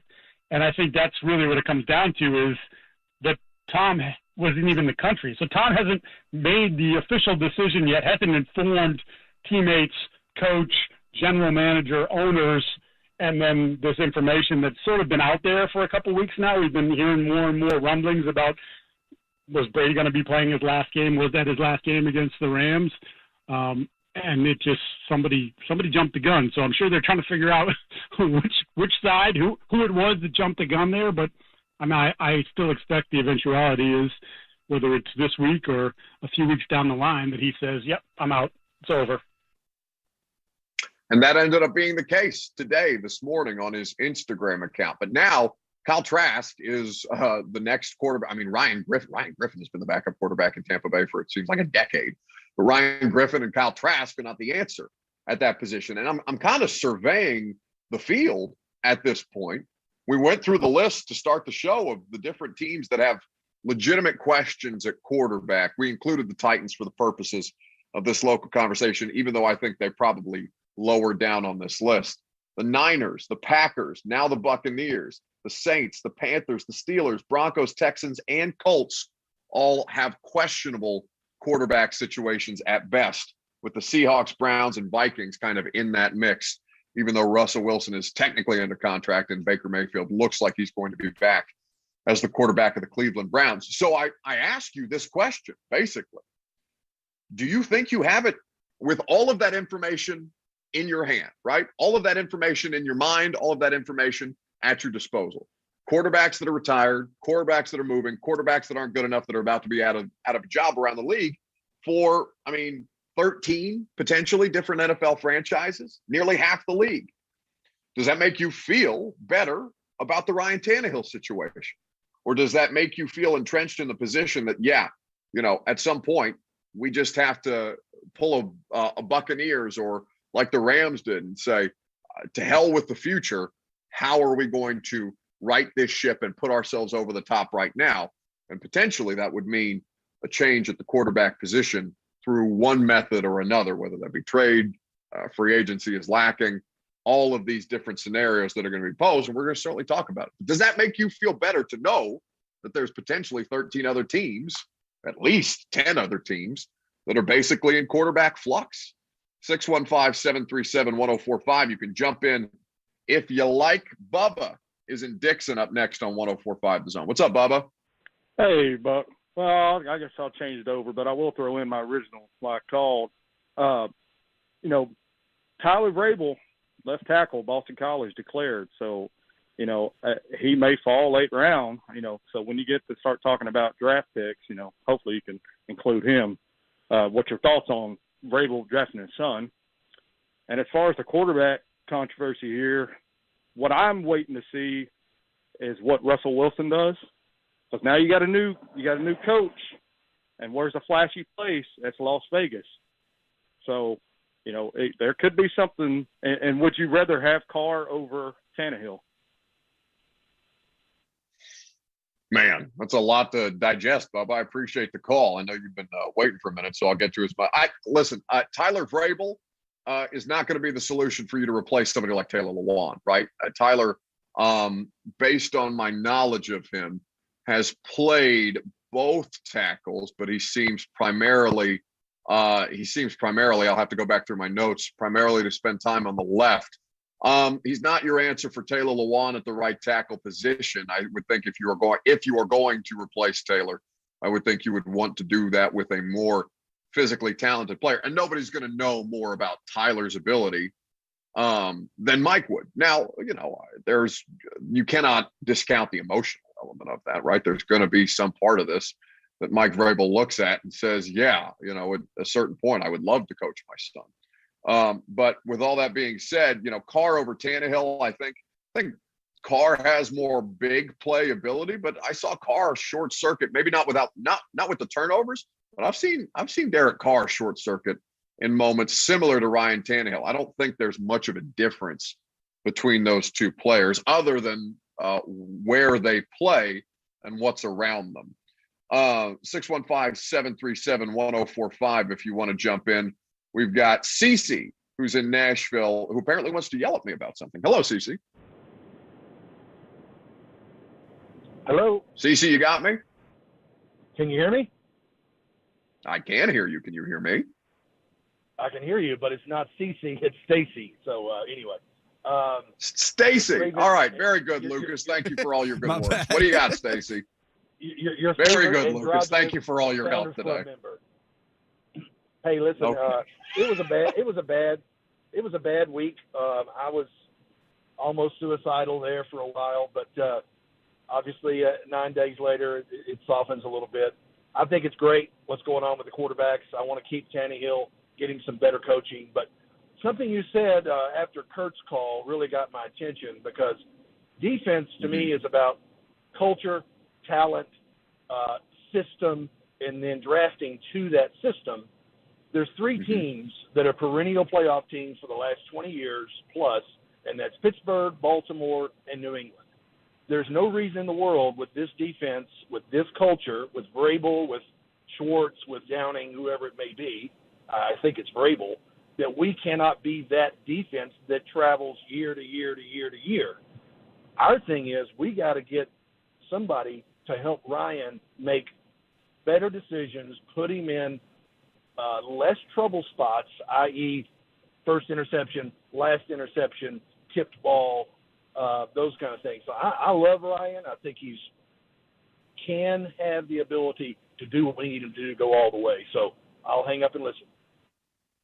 Thank you so much for the call, Stacy in Nashville. Let me say that again for you, Lucas. Stacy has called us before, Lucas. That's the second time you've done that to me. And there's zero accountability. It's like when you roll grenades out from my Twitter account on the poll questions, you just sink into the background and now I have to deal with it. What are you going to do? Fire me? Well, who's that one? No, I can't, because I'd be useless without you.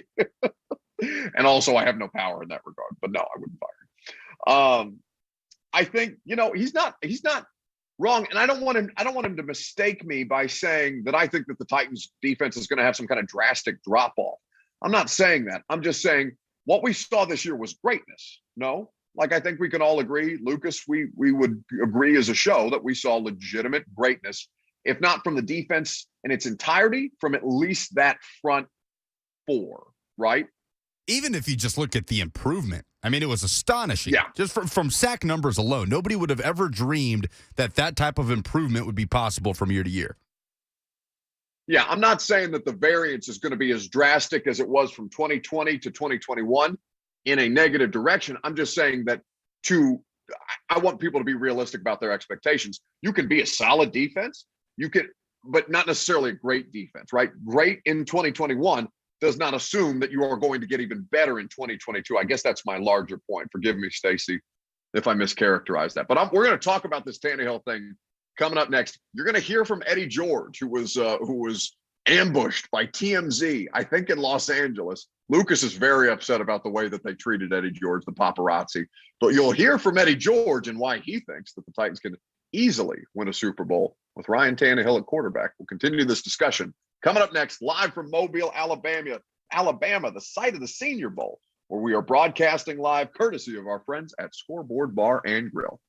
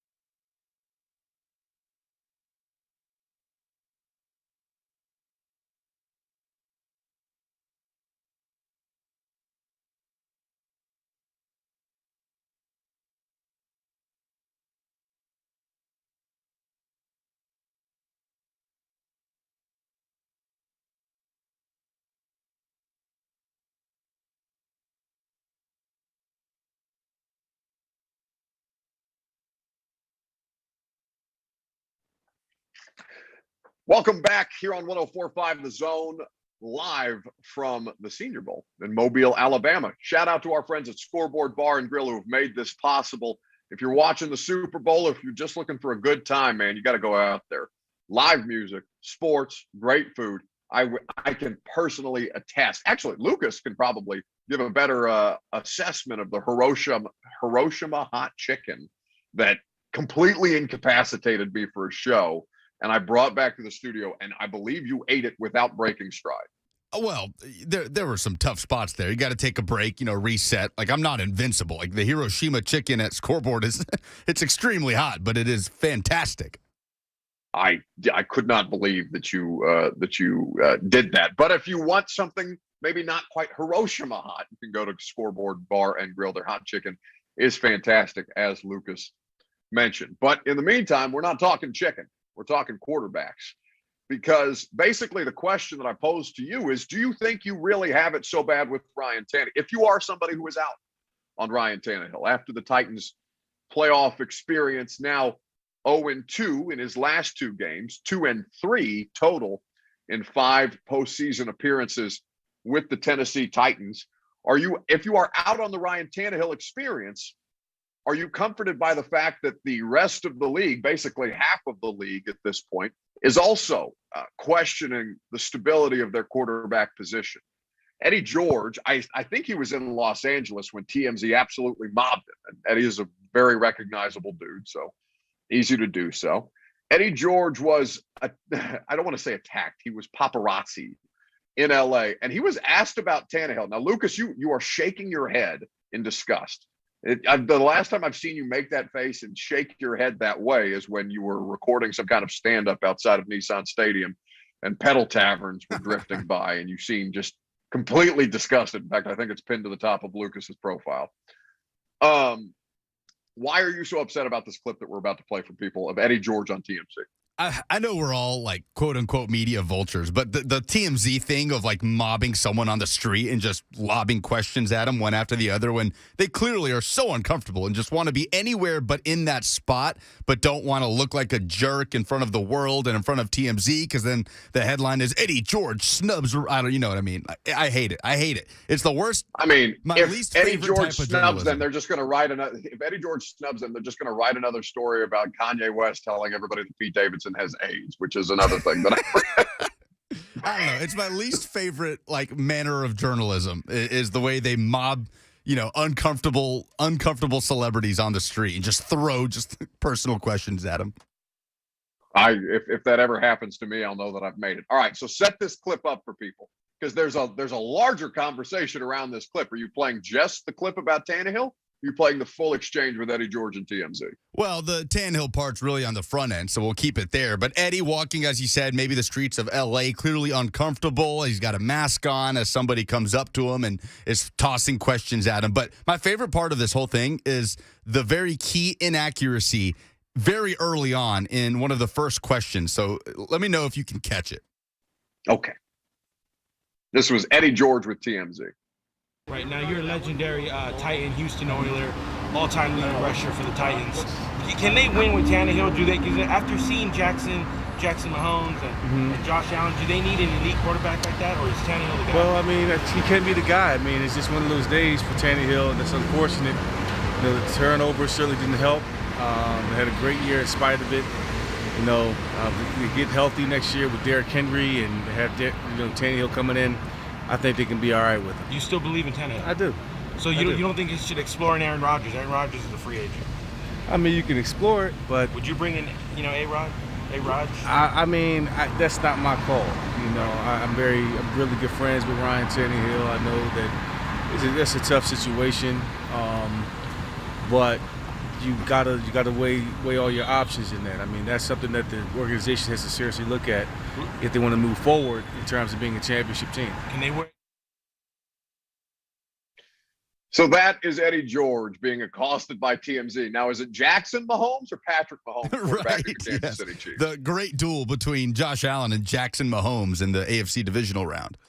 Titans need a quarterback like Jackson Mahomes.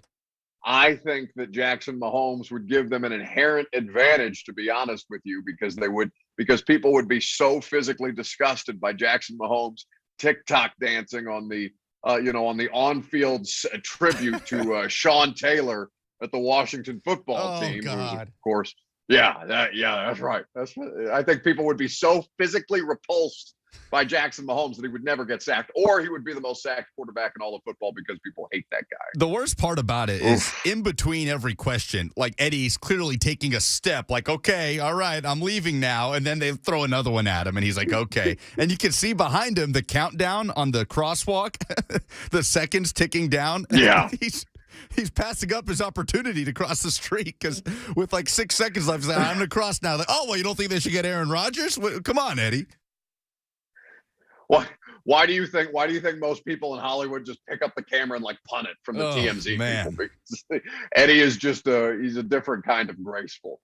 Oh, he was so nice. He was so nice about it. Yeah, exceedingly nice. But the larger point stands. Eddie George thinks that they are capable with Ryan Tannehill at quarterback. And again, Eddie's word is not end all be all, but I do think it carries some credence when you consider the fact that we talked about a bunch of different NFL franchises, 10 in total, that will have to make some kind of a decision on that quarterback, and 3, including the Seahawks, Browns, and Vikings, that are borderline unstable at this point for all the different things going around. 615-737-1045. Does hearing that from Eddie George, does that make you feel better about your quarterback situation? Does knowing that there are at least 10 other teams who are looking at the quarterback with a kind of a side eye situation, does that comfort you about Ryan Tannehill? Or are you still somebody who believes that it's just not good enough? And in order to win a Super Bowl in basically this day and age, you need to have a scenario like the Bucs where you max it out and you blow it out for a year or 2 years, and you basically sacrifice everything into the future because you'll have won that ring. The Rams, by the way, did this not once but twice. And it's felt like everything that the Rams have done this season was to correct the issues that failed them the first time that they made a Super Bowl, when they were able to do it with while carrying Jared Goff along the way. 615-737-1045. You can jump in if you like. David is calling us from Portland here on 1045 The Zone. Hello, David. Hello, Buck. How are you doing? I'm well, thank you. Good. Here's my question for you, and I want you to think about this. Is Derrick Henry's wheels going to fall off, and are we going to have to bust up this defense from being a great defense to a good defense before we get a legitimate quarterback? So why would you have to? So you're saying basically, David, is it going to go through a cycle of this current team before they're able to find a quarterback if they don't do something like right now? Is that what you're saying? Yes. Yeah, I think that I certainly think it's a fear that a lot of Titans fans have. If you want to jump in, 615-737-1045, you can do that. I don't know how to process Derrick, right? Because when last we saw him on the field against the Bengals, he looked less than immortal, right? Which is basically what we associate Derrick Henry with. Now, if you read Ian Rappaport's column or article before the game against the Bengals, you realize that Derrick Henry had basically 6 large pieces of metal in his foot holding that thing together, and it was the first football game back in 12 weeks. So do you grade on a curve? Are you worried about the sustainability of Derrick? I think it's a real possibility. I honestly, here's what I'll say. All right, let me give you the closest thing to a hot take I'll get today without doing some kind of analysis around it. I think that the window for a Derrick Henry-led, for all intents and purposes, I think that the window for a Derrick Henry-led Titans Super Bowl team, I think it's this coming season. They can get out from under his contract after 2022 with relative ease. At that point, it is reasonable to expect that even as Derrick Henry is superior at the position, that there would be some kind of wear. Now, could Derrick continue to break the mold? Could he continue to be this otherworldly creature, this superhero type figure beyond the lifespan of a normal running back? It's entirely possible. Derrick is singular that way. But I'm telling you, from a contract standpoint and where you would look at just kind of the general timeline of a running back, even as I understand Derek doesn't fit that mold, I would tell you that your window to win with as close to peak Derrick Henry as humanly possible, it's this coming season. I really do believe that way. With Tannehill under contract, with Derrick under contract, with AJ on a rookie deal, with Simmons on probably a fifth-year option, you'll be paying a ton of money at that point if you choose to bring back Harold Landry, and you're already be shelling out some big money for Bud Dupree, who is going to see a price increase, I think, of about $6 million on his cap hit this season, if my numbers on Spotrac are accurate. So I would say to you that the core of this team is presently constructed without like a feasible, all right, what now after Derek plan? I think it's this coming season. Truly, I do. 615-737-1045. John is in White House wanting to weigh in on Eddie George's statement made to TMZ. Hello, John. Hello, Buck. How are you? I'm well, thank you. All right. I was just sitting here having a corn dog at lunchtime, and I listened to that clip, and I listened intently because there was supposed to be an error. And the one thing I heard was the reporter told the guy, you were a great tight end. Did I mishear that? I think that's just the LA way of trying to say Titans. Yeah, right? He said Titan, like great Titan.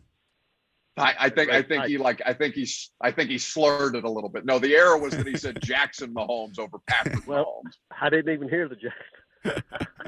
Anyway, have a good one, Buck. Talk to you later.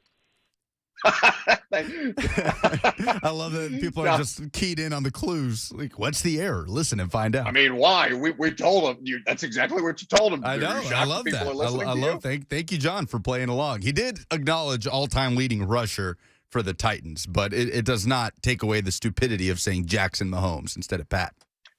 I don't think that TMZ hires their reporters based on intelligence. I think they hire them based on their ability to go up to Eddie George and accost him at a crosswalk while his time is expiring to get across the street safely. And as Eddie George is trying to be exceedingly gracious to a reporter who deserves none of that. And they're not even like the TMZ guys. They're not even like those people out on the street. They're not like reporters by the general term, right? They're just photogs. They're out there with a camera. They're going to try and get a million shots of you walking out of Dunkin' Donuts looking haggard like Ben Affleck and then send it to anybody who's going to pay him $100,000 and say, Ben looks distraught after his breakup with J-Lo. Click here. What's the guy's name that runs TMZ? Howie? Is that it? I have Howie no idea. I read TMZ every day because they get a lot of stuff, man. I don't have it. We haven't gotten Eddie George. TMZ has Eddie George. Unreal. Gary in Spring Hill is next on Ryan Tannehill. Hello, Gary. Hey, y'all got a great show going. I wanted to Thank you, say sir. that I think we can do it with Tannehill. I think we could get to a Super Bowl and possibly even win one. However, it takes more than just Tannehill to get it done. I mean, we got the X's and O's, a good scheme, good play calling, offensive line, and Tannehill really needs one more weapon in order to get it done. We got the defense, we got the running game, but we're hurting for a passing game. Well, and I would say creativity. I would dispute some of that, Gary. I appreciate the call because I don't think your offense isn't good enough, right? And the offense has been good enough. The difference between 2020 or 2019, the past two seasons basically, the difference between Todd Downing and Arthur Smith is that Arthur Smith is special enough at what it is that he does to become an NFL head coach. And Todd Downing, after having now a second crack at a coordinator position, is not, there were 9 NFL head coaching jobs open, and you had an offense that was top 10 in red zone, top 10 on third down, best in the league in goal to go situations, and that coordinator didn't even get a sniff, right? Like nobody's talking about Todd Downing for a bigger job. Nobody's looking at Todd Downing and saying, you know what, that guy was hugely inventive with the talent that he had in his. And I don't dispute, by the way, that he needs another wide receiver because at some point Julio Jones is going to cease being Julio Jones. Although I do think it would save you basically $1 million to cut him this year. It's not worth it to cut Julio. But with all that being said, I think that when you boil things down to it, there has to be more creativity from a play calling standpoint because they're not running a different offense. It's just The difference is the coordinator is not as special as the guy who went to be the head coach of the Atlanta Falcons. Phone calls are rolling in, and we'll do last call for phone calls here in just a second and get to the polls. But let's squeeze in Jack in East Nashville who wants to talk Tannehill. Hello, Jack. Hi, Buck. How you doing? I'm good, buddy. My 2 cents. Tannehill got us to first place. He couldn't have had any more different batches of receivers and players around him if they had gone to a temporary agency. He was good enough to do that. Had a bad day at the office, unfortunately, but I'm not throwing out the baby with the bathwater. I think that's pretty rational, Jack. Thank you for the call. I like the idea of John Robinson going to a temp agency every Tuesday on the players' day off and be like, all right, I need 2 wide receivers. I need a left tackle. I probably need another left tackle because our backup left tackle, he may go on COVID because, of course, in the middle of the 91 different players, there's also a global pandemic and variants hovering over everything. I love the idea of John Robinson walking into a temp agency and contracting out players for just the week. And then you come away with the Deontay Foreman and like, yeah, we'll give that guy a season-long contract. Why not? He panned out, and then you quickly send back the bones of Adrian Peterson. You're like, I can't do it. Can't do this with flipping through a little notebook. You got any tight ends? Just had one go down last week. Preferably with strong ankles, because I just saw one of mine get physically ripped off his body almost, which is very graphic. All right. Last call for phone calls coming up next. Live from the Senior Bowl. We'll do some polls, and then we'll get out of here. I'll head to practice, and I'll go start doing some scouting for you to talk about tomorrow on the radio show when John Robinson will join us, general manager of the Titans. That's next.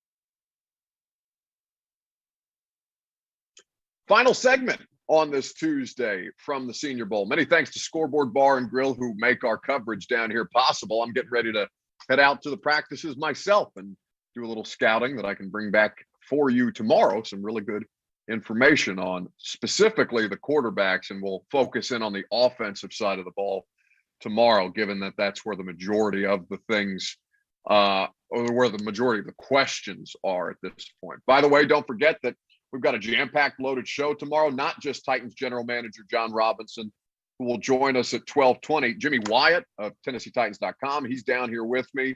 We'll talk to Jimmy, and I will have a conversation about some of the prospects. And given the hiring cycle right now in the NFL, Kalen Kaler of Defector wrote a great piece on where the NFL basically is missing the mark as far as their hiring processes are concerned. So I'll look forward to talking to Kalen about that, especially given the fact that we just saw that report, Lucas, from Mark Long, who I know is on Blaine and Mickey today. So people, for obvious reasons, but specifically because of Mark Long, who will join Blaine and Mickey today. He covers the Jags for the Associated Press. He's basically Jacksonville's Teresa Walker.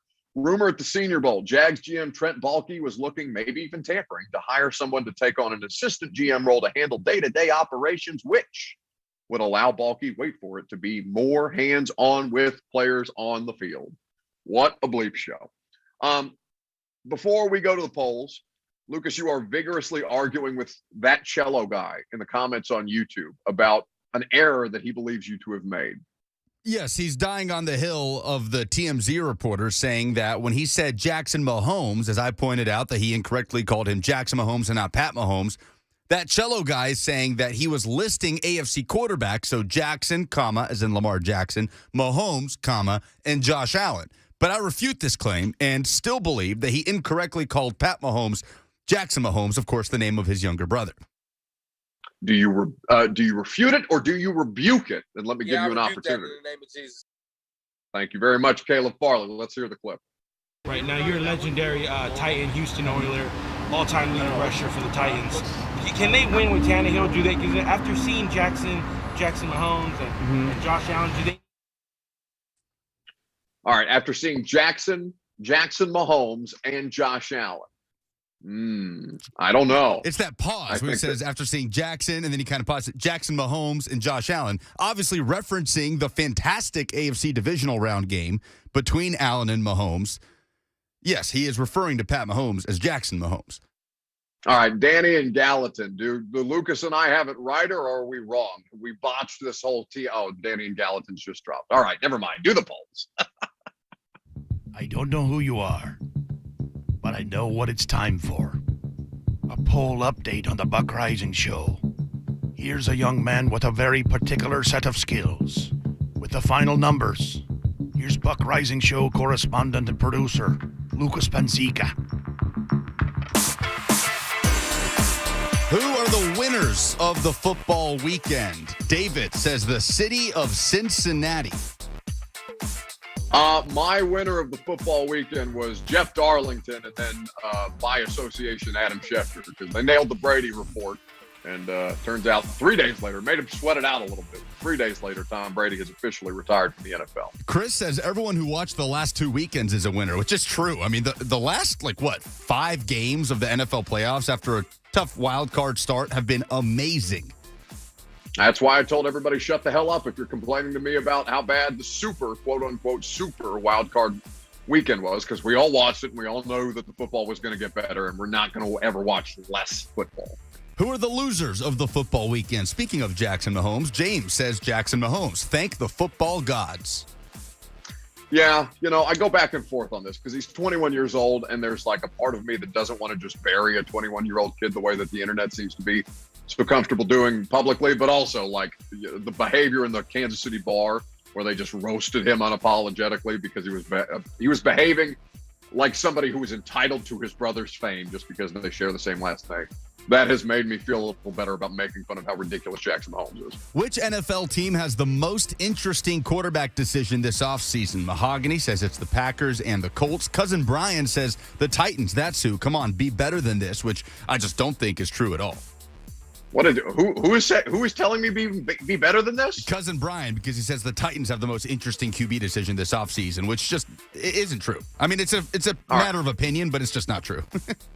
Well, Brian, let's take this piece by piece. Number one, you are not my cousin. We share no relation, and so I have no problem telling you that you are wrong. I award you 0 points, and may God have mercy on your soul. The most interesting quarterback situation in all of the NFL is the 49ers, because Garoppolo's out, Trey Lance is there. If he's not ready, what do they do? I think it's a fascinating conversation. Patrick agrees with me. He says with Blaine Gabbert potentially being the next in line, it is Tampa Bay. No, God, I forgot that Blaine's down there. We could talk all about Kyle Trask, but Blaine Gabbert's sitting there like, hand me the keys.